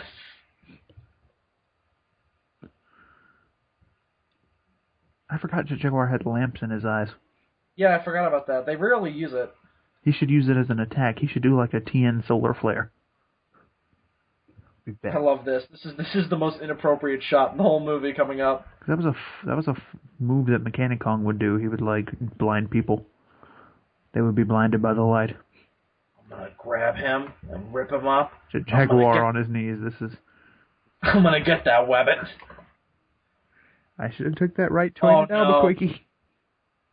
Oh yeah! Now I got you. That is terrifyingly inappropriate. Come on, let me help you up. Oh boy. The idea is that Jaguar's... Whoa! Look at that guy's fucking hand! He's like, yeah. The idea is that Jaguar is pulling Megalon out of the ground, but it looks like, come here, you. Oh god, it's a cyborg space chicken. They were just bear hugging a second ago. You don't... Hogan, I haven't seen you in 70,000 years. Hey man, how's it going? Megalon, why do you slap things with your drill? Use the pointy part. You are such a failure. You embarrass everybody in the Space Universe Hunter B or whatever the fuck it's called. Oh, shit. Oh, I'm so fucked. Too awful. You almost looked at the camera like, are you kidding me? Can you see this shit? I wish he had done that. And then, like, he sighs, like, He just shrugs, like, what you gonna do? Jaguar, you're a little weak in the knees there, aren't you?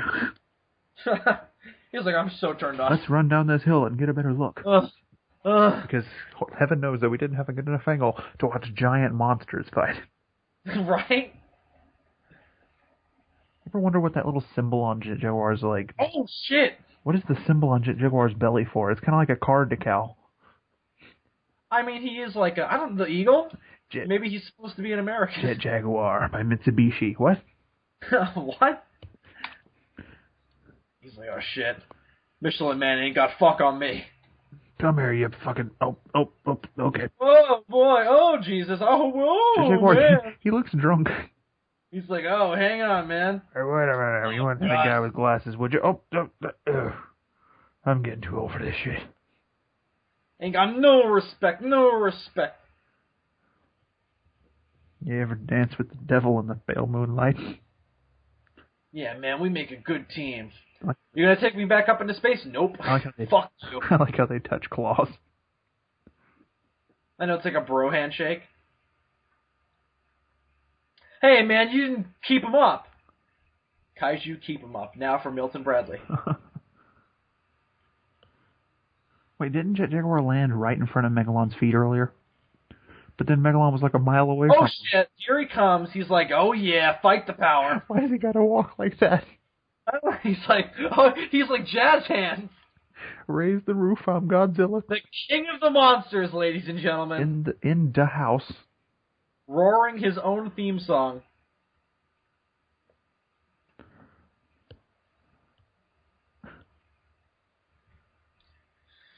Not Godzilla's most extravagant entrance, but I've seen worse. How Gamera played his own theme song on his dead adversary once. The Big G still got him. I don't know if that's kind of badass, using your enemy's carcass. To sing your own... It is a little bit. Actually, Ziggler wasn't dead yet. It was after that Gamera fried him. That's right. Hey, Dylan, it's not like I reviewed all of them or anything. What's with the hand wave that you keep doing, Godzilla? No, they're so hooked on Godzilla walking. It's like, I'm almost there. It's like fist bump. Oh. And Megalon just kicked a Jaguar. Oh, Godzilla, what is up with the soundtrack? You want to walk a little faster? It's like, your friend is getting the crap kicked out of him. Gigan is doing to Jet Jaguar what those white dudes did to the black dude at the end of the Night of the Living Dead. Get over there. I'm coming. And then at the final stretch, He's not even walking towards them. He was walking, like, at an angle. Yeah, I know. At the final stretch, he runs a little bit. And now he's got one arm in the air like, I'm coming. Yeah, let's do this. I'm so ready. Gosh. Yeah. Look at the little, like, moves. He's like, ooh, yeah. Godzilla is ready. This is why people love this movie. I get it now. I understand it. I never really thought about it before. It's like, hey, the fights are really entertaining. Well, when you put it that way. Welcome to the good, the bad, and the Godzilla versus Megalon. Hey, man! Stop. Haven't I met you before? Alright, kid, get off of me. We're gonna fight giant monsters. Your hand. Godzilla's like, you've had a hard time with these guys? Fuck these guys. Look at this. Oh! Oh, yeah. Look at this. Oh. Godzilla don't need no help, man. He's like, fuck these people. Godzilla's like a martial arts master in this movie, man. Oh! He smacked them into each other! You know, I'm starting to see the appeal. Set him up and knock him down. Oh, man. There's a reason why he's the king of the monsters. Well, look at him. Look at him go to town on these guys. He's just like, this is nothing. I've beaten three-headed space dragons before. I've died and come back to life with no explanation. What do you think a space chicken and a big bug are gonna do? Motherfucker, I got killed by Ultraman. Oh. Jaguar is just watching off to the side, masturbating. Oh shit, he's got a tree. He's like, I'm gonna show you what Kong did to me in King Kong vs. Godzilla. Godzilla's eyes in this movie are fucked up. He looks like he's stoned. It was a really bad situation. I was trying to explain to Ultraman that I wasn't a monster in the lake. I was just wearing a Halloween costume, but... It was kind of a funny thing. Oh my god, he's like, is he dead? Good. Let me take a dump on his corpse. Dead Jaguar in the background. Help me up. No, fuck you. Wow, that shot's creepy. Godzilla's like, Wah! Oh, here we go. Oh god. It looks like a potato. Hot potato. Oh. Hot potato, hot potato. Completely different Godzilla suit. The blood spurt is real. The Godzilla suit, however, is completely different. So it's night now, so... That's a thing. Godzilla, why is your head misshapen? Well, I'll tell you. I have no explanation. Almost as if this is me from a different movie. And we're gonna... You think kids back in 1973 noticed that this was a different Godzilla suit? Because I certainly did when I was a kid. Oh, they might have. I wonder if they noticed that, hey, it became night all of a sudden. They just don't give a fuck. Maybe there's less of a stigma in Japanese culture concerning stock footage. It's either this or hanging out in a junkyard looking for spark plugs. We chose this. Also, now there's a random building in the middle of this wasteland. A building that got destroyed in the last movie. That's not obvious at all. And now it's daytime again, and Jet Jaguar is fighting the downed Megalon, who has very noticeable strings still. And looks like he's getting butt-fucked. Oh. Now got kicked in the ass, literally. Now here's Gigan and Godzilla again. Now we're back to this movie's Godzilla suit. Wrestling in the corner. Godzilla is fucking Gigan right the hell up. He's like, fuck you! It looks like the suit actor's gotten a fight, and the guy in the Godzilla suit is punching where he knows the guy's head is, because he's punching Gigan's neck. I know. It's brutal, man. Godzilla's so good at fighting, he knows how to attack the suit actor. You can't just fight them like they're animals. You gotta fight them like they're people, too. I like how Megalon's strings are so noticeable, but I haven't seen Godzilla's tail string once. Yeah, I know. I think they kind of refined that at this point. Hey, Godzilla, you got this little thing called atomic breath. How about you use it? Yeah, the monsters in these Showa films, I don't know why they don't use their energy attacks more often. I think he used it once, but that was in stock footage. Like, they fight the old-fashioned way, whereas if I was a kaiju with energy attacks, I would fight, like, the way I do it. You'd fight like a Heisei monster where they just nothing but beam attacks. I mean, yeah, like, fuck this close combat shit. I'm gonna fry your ass. Godzilla in Godzilla vs. King Ghidorah was like, I don't need to fight Ghidorah, I just have to blow his fucking head off. It's like the way you're supposed to fight in a Mortal Kombat game, which is like combos and shit, as opposed to the way everybody actually fights in a Mortal Kombat game, which is using flame attacks on each other over and over and over and over again.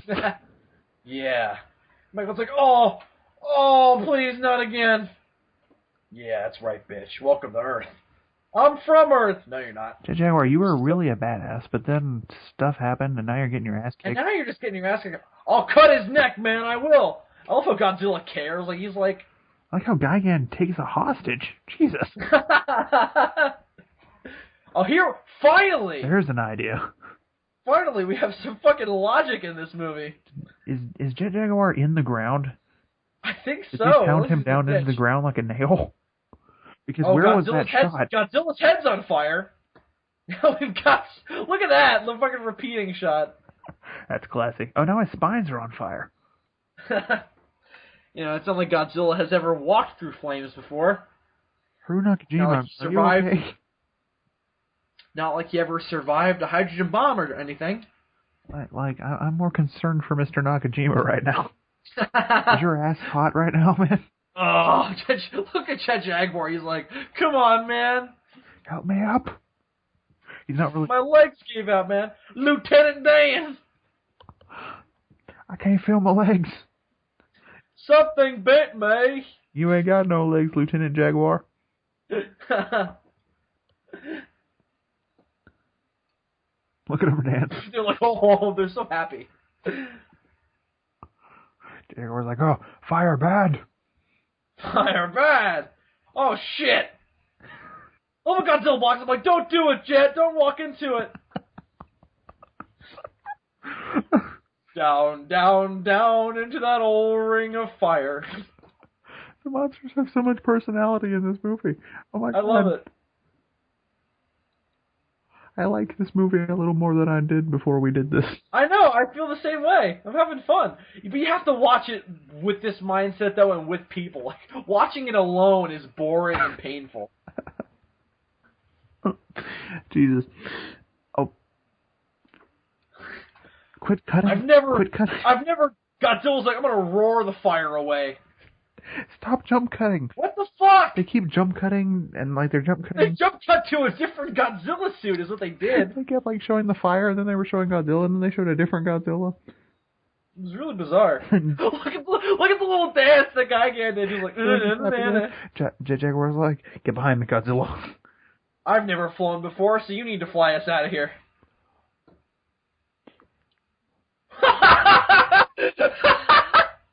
How is that even possible? Oh, shit. But that was badass. Godzilla just landed and was like, fuck you guys. That looked so bad. Oh, I love this movie so much. Guy can't like, fuck this shit. But Megalodon's running after him. I haven't laughed this hard in so long. Oh my God. Megalon, why did I get out of bed for this?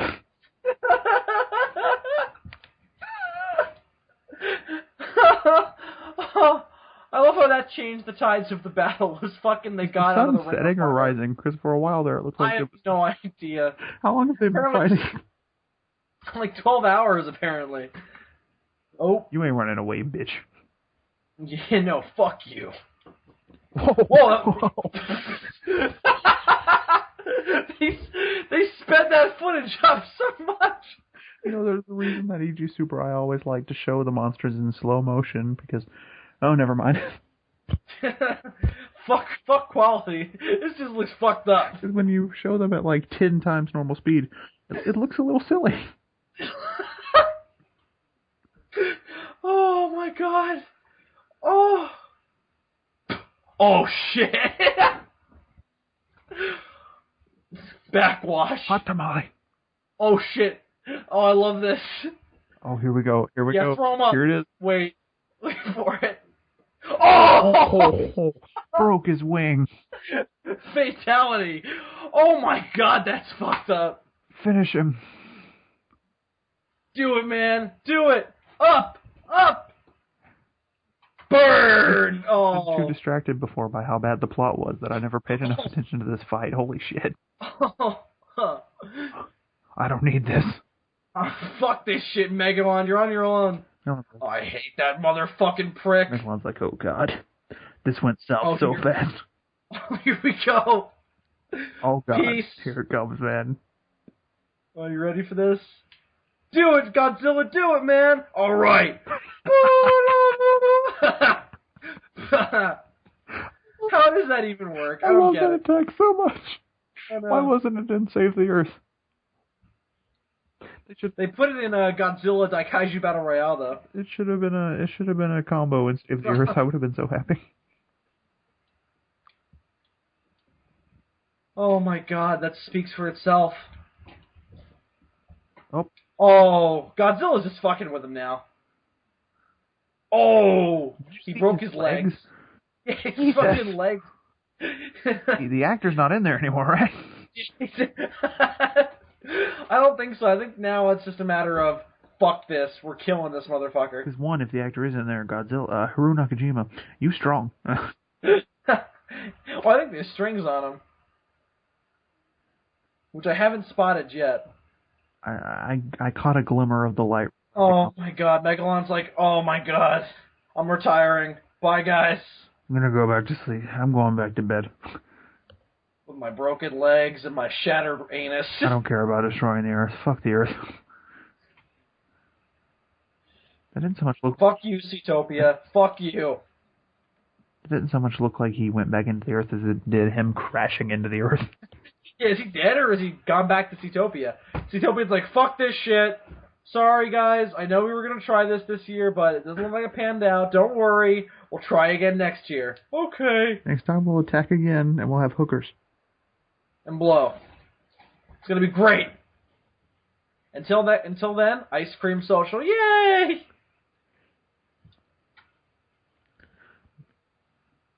And now, for a silent moment, paying homage to the left arm of Gaia. Did they just reuse the shot of the lake from earlier? They totally fucked those guys up. Maybe next year some space apes will invade and we won't have to destroy the Earth. Yeah. Gee, Jet Jaguar, you're never going to be seen again, are you? You know, Jet Jaguar, I don't give out my hand to shake many people, but you truly are the dumbest man I have ever met. You deserve my handshake, sir. Jet Jaguar just keeps on smiling. Your bravery greatly outweighs your intellect. Don't ever call me again. We're done. I'm gonna go kill myself. They're friends now, man. He's gonna be so radioactive when he comes down. I'm surprised this kid is saying bye-bye. Most of the kids in these movies just like to yell the kaiju's name as if that's going to mean something. Godzilla's like, yeah, I'm out of here. Like in a camera movie, camera will be leaving, and the little kid will be like, Camera! And I'm like, yeah, we know. Camera's like, oh, fuck you, I'm leaving. It's like, yeah, we know his name, you little prick. So what do you guys think now? Well, Godzilla's basically the one who kicked both their asses. I'm not really sure what you did. I mean, you were doing pretty good at the beginning, but... This is one of the rare instances where none of the kaiju died. It's true. Nobody died in this movie. I'm very disappointed. Well, technically, the Japanese Snape died. Fuck Japanese Snape. Nobody. He was never really alive to begin with. Whatever happened to Beard Guy? Why is this shot so fuzzy? I have no idea. I wish I had an answer for you, Dylan. I really do. Jaguar's size in this movie is very inconsistent. Because before he changed size earlier, there was this one shot of him in front of the helicopter, and he was like the size of the helicopter. Guys, he's gonna be like really radioactive. I wouldn't go near him. They're all gonna get so much cancer. They're gonna get so much Ebola from this. Why did they give him nostrils? What's the point in giving a robot nostrils? They should really stop using that shot from behind Jaguar's back, because it is very obviously rubber. Yeah, right? Maybe it's not a bottle cap after all. Whatever they did to Mechagodzilla to make his body look shiny and not look like rubber, they really should have applied to Jet Jaguar. I know. Well, this movie was made for $10 and a ham sandwich, so. That's true. Let's go home, guys. Those $10 went to the Megalon suit. Everything else was reused from other movies. When we get home, everybody's gonna get a massage. Except you, kid. Aw.